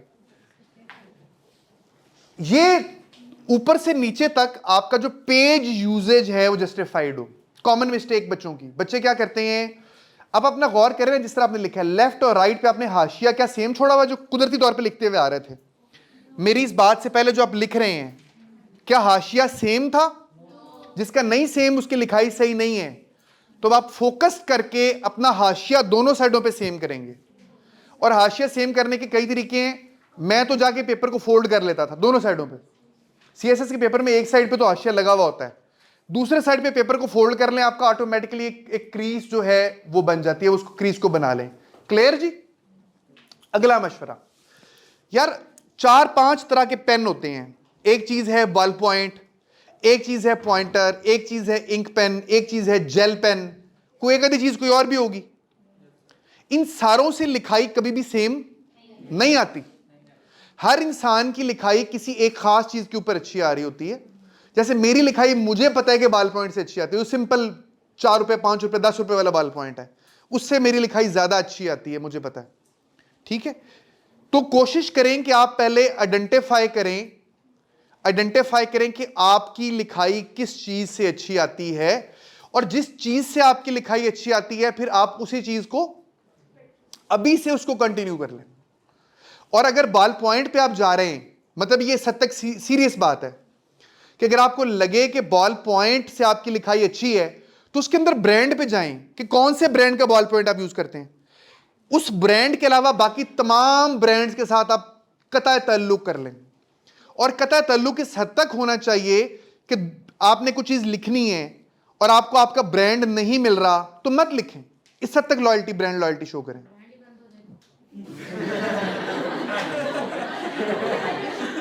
मुझे पता नहीं क्यों लग रहा है कि जो इधर आपके वाले हालात है ना, अल्लाह खैर करेगा, इंशाल्लाह नहीं बंद होगा। अच्छा, अगर ऐसा भी तो उसको जखीरा कर लें इंशाल्लाह। अगर ब्रांड इतने सालों में बंद नहीं हुआ तो आपके CSS के डर से नहीं होगा बंद। इंशाल्लाह इंशाल्लाह। अच्छा, इस हद तक ब्रांड लॉयल्टी डेवलप करें, उसकी वजह क्या यार? ये चीज एक आदत है। कितने मशवरे हो गए? 7-8 हो गए। अच्छा ओके, उस पेन से लिखना शुरू करें। फिर उसके बाद use of marker, it helps. ऐसे में तो इसका यूज नहीं है, लेकिन दूसरे पेपर्स में ऐसे ये जो है मार्कर, इसका बहुत ज्यादा कसरत से इस्तेमाल है। आपके जितने भी पेपर्स हैं, वो पाकिस्तान अफेयर हो, करंट अफेयर हो, इस्लामियात हो, आपके कोई ऑप्शनल पेपर हो, तो मार्कर का बाकायदा अच्छे तरीके से इस्तेमाल जो है वो आपको आना चाहिए। फिर उसके बाद अगली चीज, बस 1-2 मशवरे बेटे, मैं ज़हन में क्वेश्चन लेता हूँ यार। हमें जब हमारे उस्ताद सिखा रहे होते थे लिखना कि कैसे लिखना है, तो वो ये कहते थे अगर आप ग्राउंड में बैठे हुए हैं ना, आपने अपनी लिखाई इंप्रूव करनी है, तो तिनके से लिखना शुरू कर दें। जो एवरी सिंगल मोमेंट जो आपके पास अवेलेबल है, एवरी सिंगल मोमेंट, आप कहीं बैठे हुए हैं, फारिग हैं, गोल है आपका कि आपने लिखाई इंप्रूव करनी है, तो लिखना शुरू कर दें। जस्ट उसको लिखते जाएं। उंगली से कहते थे लिखना शुरू कर दें, तिनके से लिखना शुरू कर दें, यह आपकी लिखाई बेहतर कर देगा। हमारे टाइम में तो बाकायदा वो तख्तियां भी लिखवाई जाती थी हमसे ना, सारा कुछ है। तो ये आजकल तो चीज़ें बहुत रेयर हो गई टेक्नोलॉजी के बाद। तो इस तरीके से आए, ज़्यादा से ज़्यादा लिखें, ये है एक और। फिर उसके बाद आखिरी चीज़ अगर कि मेरे ज़हन में ना आई तो यार, वो चीज़ ये है, मैंने अपने तजर्बे की बुनियाद पर यह सीखा कि इंसान जिस चीज़ का बयान बना लेना, इरादा कर ले, वो हो जाती है। हम बाज़ औक़ात गंदा इसलिए लिख रहे होते हैं कि हमने इरादा ही नहीं किया होता कि हमने साफ लिखना है। अगर हम इरादा कर लें कि यार हमने इसको साफ लिखना है, मैं अभी ये लिखूंगी, मैं नोट डाउन करूंगी, ये साफ साफ होगा, तो कभी भी ऐसा नहीं होगा कि वो गंदा हो। आहिस्ता आहिस्ता ऑटोमेटिकली जो है वो डेवलप होने लग पड़ेगा। अच्छा, फिर इसके बाद इससे मिलती जुलती एक और चीज़ मेरे ज़हन में आई। पेपर में जब आप बैठे होंगे तो जो आपकी आदतें हैं ना, सिर्फ वो रिफ्लेक्ट होंगी। इस बात का मतलब क्या? इस बात का मतलब ये कि बहुत सारे बच्चे ये कहते हैं कि अभी मैं तेजी तेजी से गंदा गंदा लिख लेता हूं, पेपर में जाके साफ कर लूंगा। ऐसा नहीं होता, इट नेवर हैपेंस। पेपर के अंदर एग्जैक्टली वही चीज हो रही होगी जिसकी आपने रिपीटेडली प्रैक्टिस की है, बार बार जिसको आपने प्रैक्टिस की है। तो अगर आपने पेपर में साफ सुथरा लिखना है तो आज से उसकी प्रैक्टिस करें। पेपर में मार्कर यूज करना है तो आज से उसको अपनी आदत के अंदर डेवलप करें। पेपर में अच्छे पॉइंट्स देने हैं तो आज से उसकी आदत डालें, otherwise it is never going to happen. Clear जी? यहां तक की और सवाल मजीद? जी बेटे। सर आपने कहा कि ऐसे में मार्कर यूज नहीं करना, लेकिन हम अब तक तो ऐसे में जिस तरह रेफरेंसेस नेक्स्ट टाइम चीजें मार्कर से करते हुए नहीं यूज होता। पेपर के अंदर जब आपका CSS PMS का ऐसे लिखती है ना, तो आप सिर्फ उसकी आउटलाइन में ऐसे यूज कर सकती हैं, उसको लिखते हुए कहीं ऐसे यूज नहीं होता। ये उसके बुनियादी उसूलों में से एक उसूल है कि सिर्फ पेन का इस्तेमाल होता है, मार्कर का इस्तेमाल नहीं होता। अभी तक आपने CSS का पेपर नहीं ना दिया जी? और सवाल? लाउडली बेटे, लाउडली। आर्गुमेंटेशन और क्रिटिकल एनालिसिस कैसे अपने बेहतर करें आप? पढ़ के बेटे। इन्होंने सवाल ये किया, नहीं बड़ा रेलेवेंट सवाल है, इन्होंने बहुत रेलेवेंट और अच्छा सवाल किया कि हमने अपने दलाइल की, हमारे दलाइल कैसे बेहतर हों और हमारे क्रिटिकल एनालिसिस कैसे बेहतर हो। ये आपकी इन डेप्थ नॉलेज है बच्चे।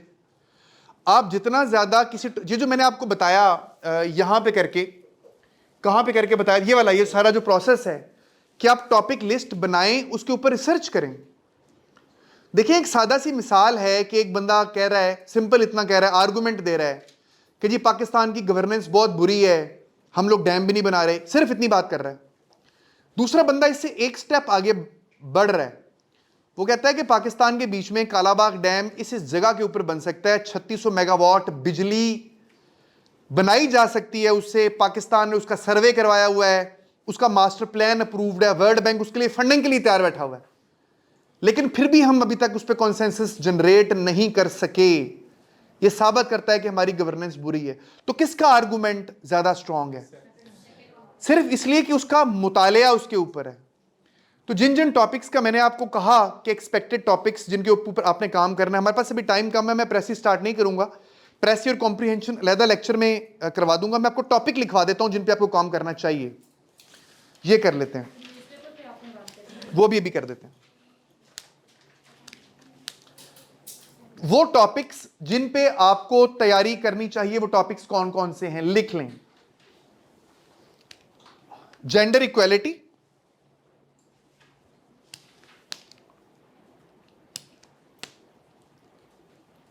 Women in Islam,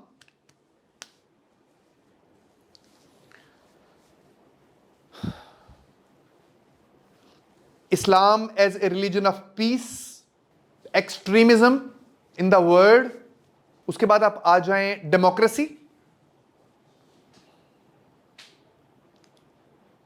good governance, corruption, inflation, Pakistan's economy,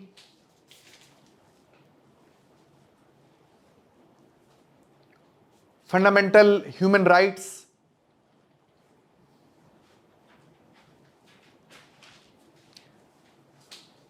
UNO and its functioning,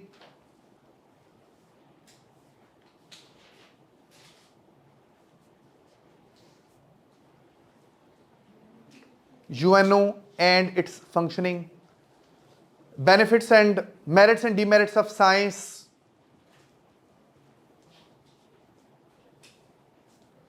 fifth generation war,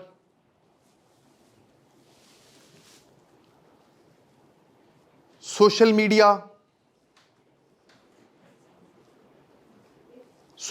fifth generation war,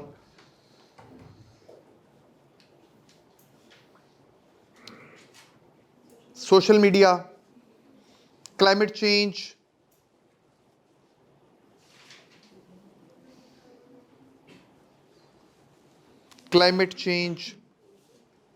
education और एजुकेशन की इंपॉर्टेंस,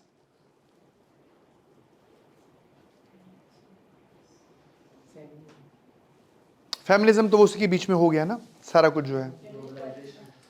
ग्लोबलाइजेशन, बिल्कुल globalization it's an important topic, इसके ऊपर पूछा जाता है। दुनिया के जो इवल्स हैं जिनके साथ दुनिया दरपेश है, पॉवर्टी,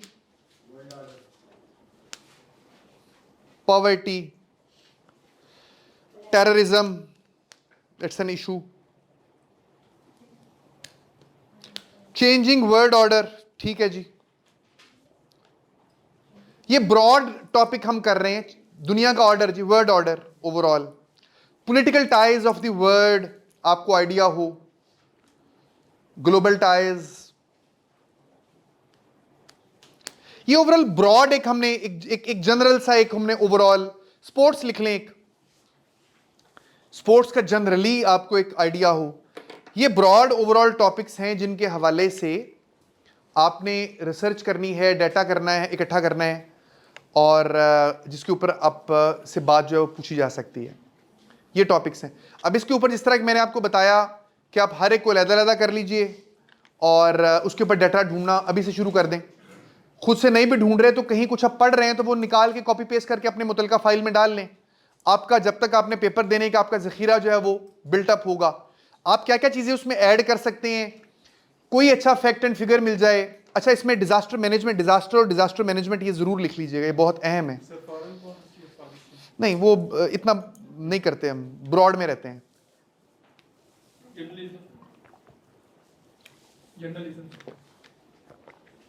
मीडिया आ गया बहुत है, ब्रॉडली हमने देखा, ठीक है जी। अच्छा, तो इनके हवाले से कोई आपको रिपोर्ट मिल जाए, कोई एनालिसिस मिल जाए, क्या क्या कुछ हो रहा है, वो सारा कुछ आप इसके अंदर देख सकते हैं जी बेटे। आपने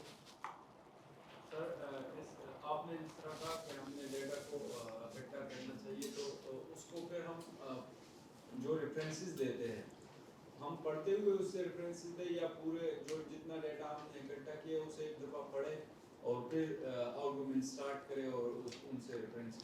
आपका जो अभी का काम है ना, वो सिर्फ ये है कि आप इसके ऊपर मटेरियल जमा करें। मसलन मैं अगर Islam as a religion of peace के ऊपर मटेरियल इकट्ठा कर रहा हूं, तो मेरा अभी का काम सिर्फ इतना है कि मैं उन तमाम इस्लाम की कुरान मजीद के आयात मेरे पास हों जिसमें इस्लाम अमन की बात करता है, मोहब्बत की बात करता है, वो हदीसें मेरे पास हों जिसमें अमन और मोहब्बत की बात करता है, पूरा हमारा जो वॉर कोड है वो मेरे पास हो। अभी का काम सिर्फ इतना है। जो आप कह रहे हैं कि यूटिलाइज कैसे होगा, इट्स कंप्लीट आर्ट, कि सीखा कैसे जाएगा, ये तो मुकम्मल एक आर्ट है ना। पूरे स्किल्स डेवलप किए जाते हैं कि ये आर्गूमेंट कैसे बनेगा, आप इस पर कैसे बात करेंगे। कोई और सवाल यहाँ तक है तो बताएं। इनका सवाल रहता है न्यूज़पेपर का। मेरा क्वेश्चन ये है नहीं, फिर पहले इनका जवाब लिख लें जी। अखबार कैसे पढ़ना है, फिर मैं आपके सवाल पे आता हूं। फिर इधर इन्होंने भी हाथ खड़ा किया। अखबार कैसे पढ़ना है, बहुत अहम चीज। अखबार कौन सा पढ़ना है?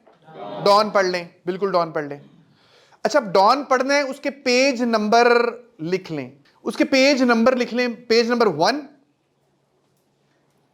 ये फ्रंट पेज है जी पहला, आपने इसको देखना है। उसके बाद में पेज नंबर 6 पे जाना है आपने। पेज नंबर 6 इसका एडिटोरियल पेज है। एडिटोरियल पेज हम कहते हैं जिसके ऊपर कॉलम्स लिखे हुए होते हैं। पेज नंबर 6 के बीच में एडिटोरियल्स आते हैं, वो Yes, एक साइड पे 3 सिर्फ एक साइड पे है और उसके ऊपर लिखा नहीं होता कि किसने लिखे हैं, क्योंकि अखबार खुद लिखता है जी। अखबार खुद लिखता है, वो अखबार की पॉलिसी होती है वो। हाँ, ये बिल्कुल ठीक है। लाएं, ये काट के रखे हुए हैं, आपने तैयारी कर रही है लगता है आप चोरी। ये पढ़ा था, ओके। नहीं, ये एडिटोरियल पेज नहीं बेटे, ये पेज नहीं, ये है जी एडिटोरियल पेज। ये एडिटोरियल्स हैं। ये इसी तरीके से आप अगर करेंगे ना, देखिए ना, नेवर एंडिंग डिबेट। अभी किसने लिखा है? नहीं लिखा हुआ, क्योंकि अखबार खुद लिखता है। ऐसे ही ये दोनों भी इसके एडिटोरियल्स हैं, ये वाले। तो ये पेज नंबर 6 के ऊपर ये आपको मिल जाते हैं, बिल्कुल लेफ्ट वाले कॉर्नर के बीच में, अगर आपने पेपर पे अखबार लगवाया हुआ तो। वैसे अखबार कागज वाला ही लें, इलेक्ट्रॉनिक का नुकसान है, ठीक है। फिर उसके बाद में पेज 10, 11, 12।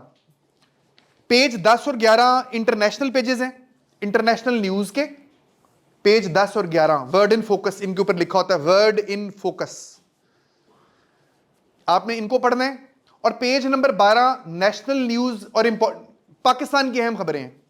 पेज नंबर 12, कितने पेज हो गए? 5।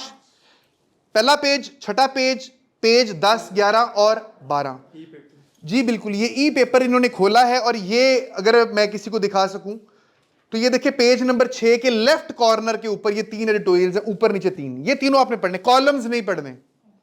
ये 3 एडिटोरियल आपके लिए बहुत काफी हैं, क्योंकि अखबार पढ़ते वक्त जो सबसे अहम चीज होती है वो होता है कि आपने अपने टाइम को जाया होने से बचाना है। मैंने बहुत सारे बच्चे और बच्चियां ऐसे देखे हैं जिनकी जिंदगी का मकसद ही अखबार पढ़ना है। उनको पता ही नहीं होता कि उन्होंने अखबार में से क्या निकालना है। वो ऐसा उसके बीच में घुस के फौत हो जाते हैं कि वो बिल्कुल टाइम किल कर देते हैं अपना, ठीक है। अखबार 40 मिनट अल्टीमेट गोल है। आप स्टार्ट करें तो घंटा लग सकता है, 40 मिनट तक इसको आपने लेके आना है। इससे ज्यादा फिर 41वां मिनट आपने नहीं देना अखबार के ऊपर। सीएसएस एक कैलकुलेटेड स्टडी का नाम है, कैलकुलेटेड, शार्पली फोकस्ड, कैलकुलेटेड। एक एक मिनट की अहमियत है, एक एक मिनट की। क्लियर हो गया बेटे? अच्छा, अब इसमें से देखना क्या है, ये अभी तो मैंने सिर्फ सफ़े बताए। इसमें से पढ़ना क्या है, ढूंढना क्या है, नोट क्या करना है आपने। अखबार आप पढ़ेंगे 2 मकासद के लिए। कितने मकासद के लिए? 2।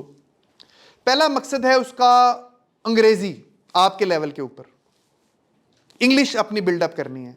और आपने इंग्लिश में 2 चीजें बिल्डअप करनी है। Number 1 vocabulary, vocab.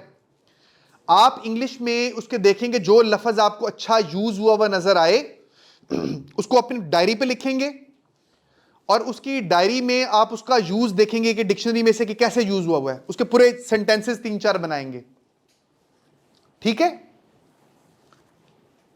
अच्छा, और दूसरा सेंटेंस स्ट्रक्चर। अखबार का सेंटेंस स्ट्रक्चर बहुत अच्छा होता है। ये जो मैं आपके सामने भी बोल रहा था मुख्तलिफ सेंटेंस स्ट्रक्चर, ये मैंने वहीं से डेवलप किए हुए हैं सबसे, क्योंकि बड़े बड़े अच्छे लिखने वालों को वो हायर करता है ना। मतलब अच्छा लिखने के लिए सबसे आसान फार्मूला है कि अच्छा लिखने वालों को पढ़ना शुरू कर दें, आप ऑटोमेटिकली उन जैसे हो जाएंगे। जैसे कहते हैं ना कि जैसे लोगों में उठो बैठोगे वैसे हो जाओगे, कहते हैं कि नहीं कहते? Yes sir. आप अगर ऐसे लोगों में उठते बैठते हैं जिनके बोलने का स्टाइल बड़ा वो कोई लड़ाई झगड़े वाला बदमाशों वाला स्टाइल है, तो आपका भी वैसे ही हो जाएगा। शायरों में उठते बैठते हैं तो लबो लहजा आपका भी वैसे ही हो चुका होगा। तो जब आप अच्छे लोगों को जिनकी अंग्रेजी अच्छी है उनको पढ़ेंगे तो ऑटोमेटिकली लाशऊरी तौर पर आप वैसे ही जुमले लिखने लग पड़ेंगे। और इसकी सबसे जो रेलेवेंट मिसाल है वो ये है कि 4 साल का बच्चा, छोटा सा बच्चा है, कुछ नहीं सीखा, कहीं से उसने अंग्रेजी नहीं सीखी, ग्रामर नहीं सीखी, वो बोलता है कि नहीं बोलता? पाकिस्तानी होगा तो उर्दू बोलेगा या पंजाबी बोलेगा, जो उसने सीखा है, जो सुना है उसने। बाहर का होगा तो अंग्रेजी बोल रहा होगा फर। ऐसा है कि नहीं? बगैर सीखे। सिर्फ क्या कि लाशऊर में चीज इनबिल्ड हो गई है ऑटोमेटिकली। तो आपने अपने आप को सिर्फ उस एनवायरनमेंट में फेंकना है, अखबार वाले में, और ऑटोमेटिकली चीजें जो हैं वो होना शुरू कर देती हैं। तो अखबार से पहली चीज आपने कौन सी सीखी? अंग्रेजी।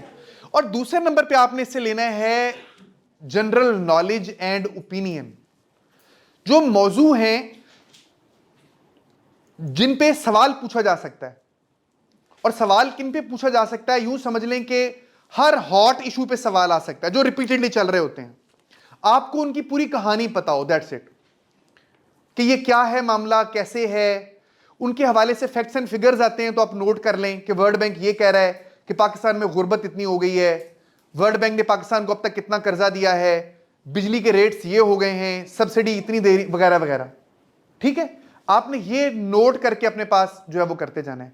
सिर्फ आपके जो पहले 15 दिन है वो मुश्किल होंगे, उसके बाद में ऑटोमेटिकली, क्योंकि चीजें जो है ना वही कहानी बार बार डेवलप हो रही होती है, वही रशिया है, वही यूक्रेन है, वही हमला हुआ है, नई कहानियां वही चल रही होती हैं। अगर आप डाउन उठा के देख लें, वही ईरान है, वही ईरान के मिसाइल हैं, वही अफगानिस्तान है, वही तालिबान वाले इश्यूज चल रहे हैं। सेम चीजें हैं जो कि रिपीट हो रही होती हैं। वही पाकिस्तान है, वही बैड गवर्नेंस है, वही पॉवर्टी है, वही गुर्बत है। तो ये चीजें जब आप 15 दिन पढ़ लेंगे तो आपसे ज्यादा किसी को नहीं पता होगा। आपको वैसे फिर मजा आ रहा होगा अपने साथ वालों में, अपने पीयर्स में बैठते हुए, बात करते हुए। आपकी जो अल्टीमेट गोल है ना, मैं अपने जिन बच्चों को मैं पढ़ाता हूं या जिन बच्चों को पढ़ाता हूं, जिनको मैं गाइड कर रहा होता हूं, देखिए मैं ये चाहता हूं कि आप लोगों का जो अल्टीमेट गोल है वो ये है कि आपकी जो पहचान है वो आपकी काबिलियत हो। ठीक है, बजाय इसके कि हमारी पहचान या मेरी पहचान मेरी शक्ल हो। मैं वो क्या बना रहे होते हैं इसमें, स्लोमो क्या होता है जी, स्टेटस पे टिकटॉक टाइप चीज, जिसमें मैं टहलता हुआ चलता हुआ आ रहा हूं और उधर से पीछे वो वाला गाना। ये चीज आप मतलब आपको जिंदगी में कभी कामयाबी नहीं देगी। इस एज के बीच में शायद आपको इदराक ना हो। अभी आपके स्टेटस को देखने वाले बच्चे बच्चियों में सबको मुखातिब करके बात कर रहा हूं। आपकी बात पे वाह वाह करने वाले बेशुमार लोग होंगे जिस एज के बीच में आप हैं।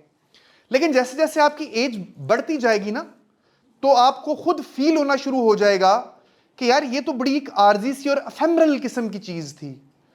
आपकी जिन बातों के ऊपर, आपके जिन जोक्स के ऊपर कोई 150 कमेंट आया करते थे, ये 15 भी नहीं रह जाएंगे 5, 6, 7 साल के बाद। You will lose everything. क्योंकि जो लोग आज आपकी बातों पे कमेंट कर रहे हैं, उनको आपकी जगह और यंग लोग मिल चुके होंगे, आप उस एज के फेज से गुजर चुके होंगे, वो उनकी बातों पे कमेंट कर रहे होंगे। तो जो चीज आपके साथ हमेशा रह जाएगी वो क्या है? आपकी काबिलियत, आपकी क्वालिटी। तो अपनी काबिलियत को, अपनी एक्सपर्टीज को, अपने स्किल को, इसको डेवलप कीजिए, इसको डेवलप कीजिए और इसकी बुनियाद के ऊपर अपना नाम बनाएं।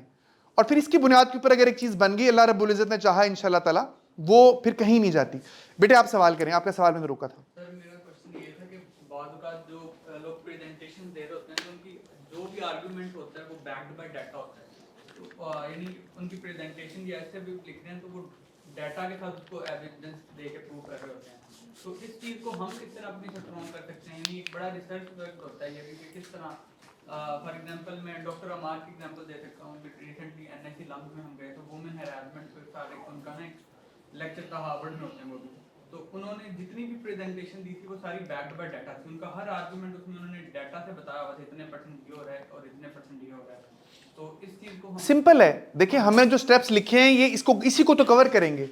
आपको टॉपिक्स पता चल गए, आज आप जाके इनके ऊपर अपने लैपटॉप्स में मुख्तलिफ फाइलें इनके नाम की खोल दें और इसके ऊपर रिसर्च करना शुरू कर। रिसर्च क्या है? आपने अब तो कितनी आसान रिसर्च हो गई है कि आपने गूगल पे सिंपल टाइप करना है वुमेन इन इस्लाम और गूगल ऑटोमेटिकली कुरानिक वर्सेस खोल देगा कि औरतों के हक में कौन सी जो है वो आयात मौजूद है। इतना आसान है, as easy as it is.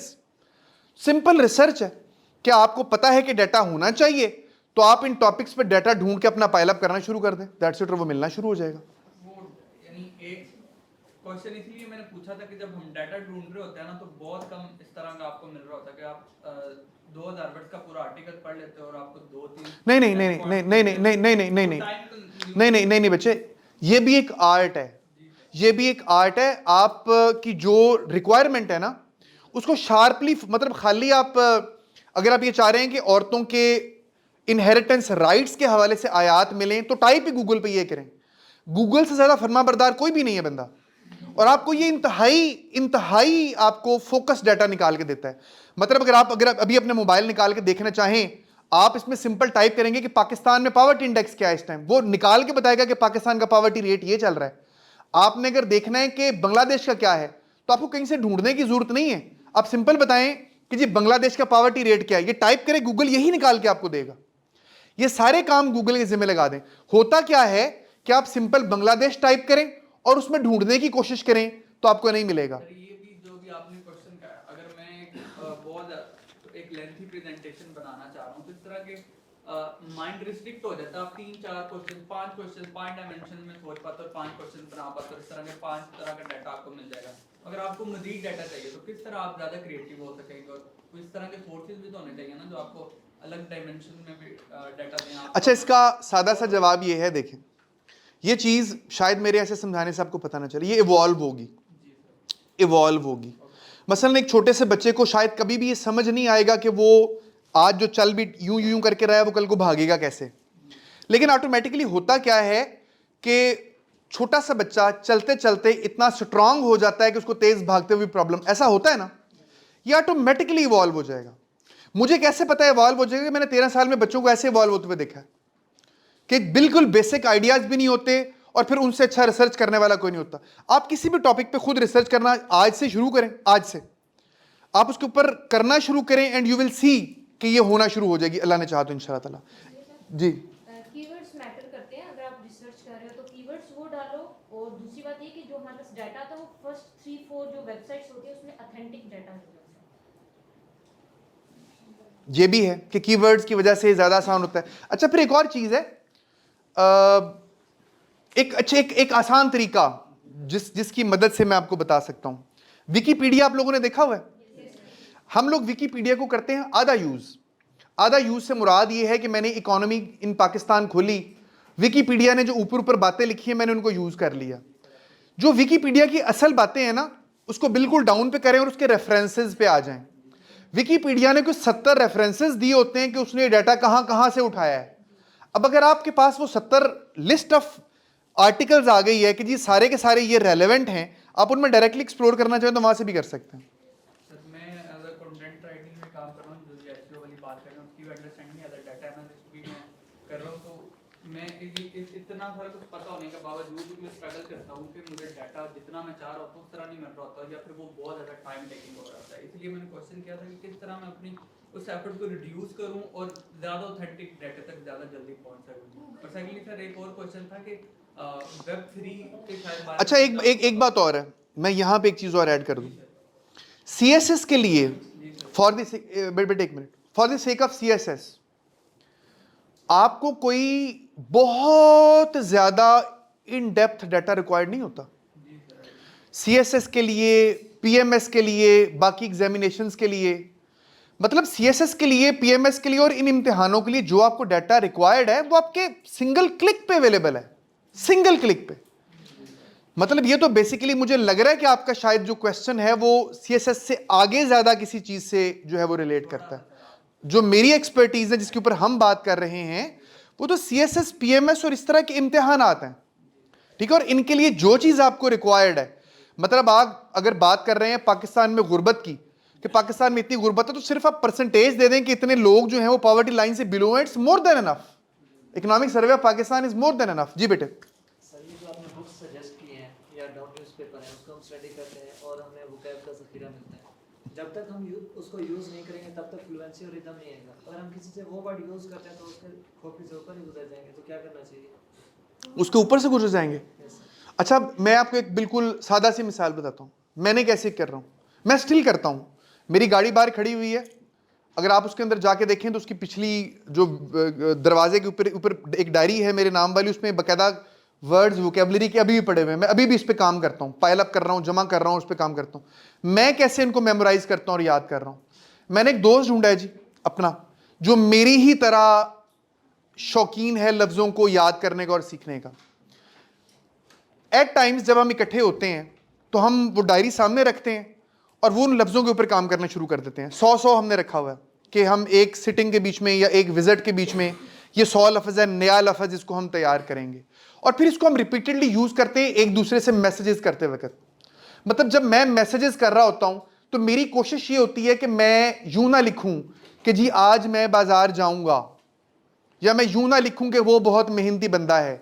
मैं लिख रहा होता हूं कि ही इज ए पंक्चुअस वर्कर या ही इज एन एसिजुअस वर्कर। जो मैंने लफ्ज़ सीखा है मैं ज़बरदस्ती उसको इस्तेमाल कर रहा होता हूं। तो ये तो आपकी अपनी यूटिलिटी है कि आपको ऐसा वे ढूंढ लें जिसके जरिए कर सकते हैं। कोई बंदा नहीं भी मिलता तो फिर खुद से लिखना शुरू कर दें, लिख लिख के प्रैक्टिस करें, आपका काम हो जाएगा इंशाल्लाह। जी सर। सर अपने आप को बाउंड करने के लिए, उस टारगेट को अचीव करने के लिए कैसे मतलब अपने आप को स्ट्राइव करें? लाइक समटाइम ये होता है हमें फाउंडेशन असाइनमेंट मिलती है, यूनिवर्सिटी से मिलती है, तो हम उसको करते ही रहते हैं, हमारे पास कोई ऑप्शन नहीं होता।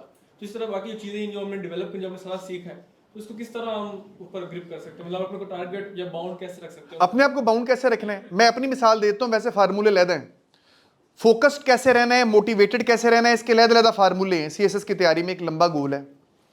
मैं उस वक्त मोटरवे पुलिस में काम कर रहा था जब मैंने CSS की तरफ में आया। एज वाइज मेरा आखिरी चांस था, वैसे पहला चांस था। मैंने अपने आप को मोटिवेटेड कैसे रखा, मैंने जिस दिन किताब पकड़ी CSS के लिए मैंने ऐलान कर दिया कि जी मैं CSS करने जा रहा हूँ। ऐलान कर, नहीं इतना इस तरह नहीं किया, मैंने मजीद कड़वे अल्फाज में किया कि मैं तुम लोगों को छोड़ के जा रहा हूँ।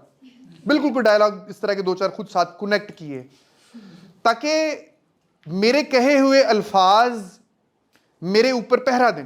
मकसद ये था कि वो मुझे मोटिवेटेड रखे एक तलवार की तरह, कि अगर मैं ना कर सका तो ये जिन बंदों के सामने मैंने ऐसी बातें की ये मुझे कल को जलील करेंगे। ये आपने अपना फार्मूला खुद ढूंढना है कि आपने अपने आप को मोटिवेटेड कैसे रखना है। कई और तरीके जो मैं अपने बच्चों को, जो बच्चों से मुराद जो मुझसे पढ़ते हैं, उनको सिखा रहा होता हूं कि अगर आप एज असिस्टेंट, आपकी गोल है कि आपने असिस्टेंट कमिश्नर जाना है, तो अपनी एक तस्वीर किसी AC के दफ्तर में जाके बना के अपने कमरे के बीच में बड़ी सी लटका लें। अगर आपको पुलिस में जाने का शौक है तो एक यूनिफॉर्म में अपनी तस्वीर बनाएं और लटका लें अपने कमरे के बीच में, और उसको रोजाना देखें, आप मोटिवेटेड रहेंगे। फिर एक और तरीका ये होता है कि यार आप उठें बैठें उन लोगों में जो ऑलरेडी मोटिवेटेड है, जो इसी चीज पे काम कर रहे हैं। करना आपने CSS या PMS है, उठ बैठ आप उनमें रहे जिनका शौक है फिल्में देखना है, तो वो क्या करेंगे? वो तो आपको डीमोटिवेट कर दें। सर ये जो आपने ऐसे लिखे हैं हर कॉम्पिटिटिव एग्जाम के लिए, ये सेम फार्मूला है। वो एक लतीफ़ा मेरे जहन में आ गया जी, वो सुना होगा आप सबने, बड़ा कॉमन वो चल रहा होता है मैसेजेस के ऊपर कि पहले मेरा पढ़ने को दिल नहीं करता था, हाँ पहले मेरा काम को दिल नहीं करता था, फिर मैंने मेहनती लोगों के साथ उठना बैठना शुरू कर दिया, हाँ। अब उनका भी काम करने को दिल नहीं करता। सो इट रेयरली हैपेंस जी, मेजॉरिटी वर्क्स। तो अगर आप ऐसे लोगों में उठे बैठेंगे जो मोटिवेटेड हैं तो आपको फायदा होगा।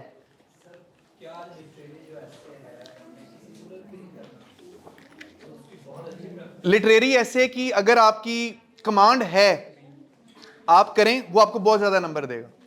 वो रिस्की है, इट्स ए रिस्की पाथ, लेकिन अगर आप उसको एड्रेस कर सकते हैं तो जरूर करें। आखिरी सवाल किसी एक और बच्चे और बच्ची का हम इजाजत लेंगे जी। सर जो कैलकुलेटेड डाटा होता था, इस बात हम हर चीज को नहीं याद कर सकते, हर चीज का अलग से कैलकुलेटेड कि इसकी इतनी परसेंटेज है, इसकी इतनी परसेंटेज है, तो वो बिल्कुल करेक्ट होनी चाहिए या आसपास भी हो तो कोई फर्क नहीं पड़ता? अच्छा, ये डाटे की एक्यूरेसी के हवाले से उन्होंने सवाल किया है कि ये बिल्कुल करेक्ट हो या क्या हो। इसमें दो बातें हैं।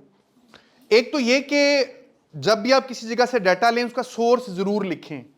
मसलन अगर आपने ये लिख लिया कि वर्ल्ड बैंक के सोर्स के मुताबिक पाकिस्तान में पॉवर्टी इतनी है, तो भले वर्ल्ड बैंक ने गलत लिखा है, आप बरीजुमा हो गए क्योंकि आपने सोर्स कोट कर दिया। दूसरी बात यह है कि अगर आपको लग रहा है कि कहीं डाउट्स हैं तो अप्रॉक्सीमेटली का वर्ड यूज कर लें कि अप्रॉक्सीमेटली जो है वो इतनी है, approximately, and it works, actually it works.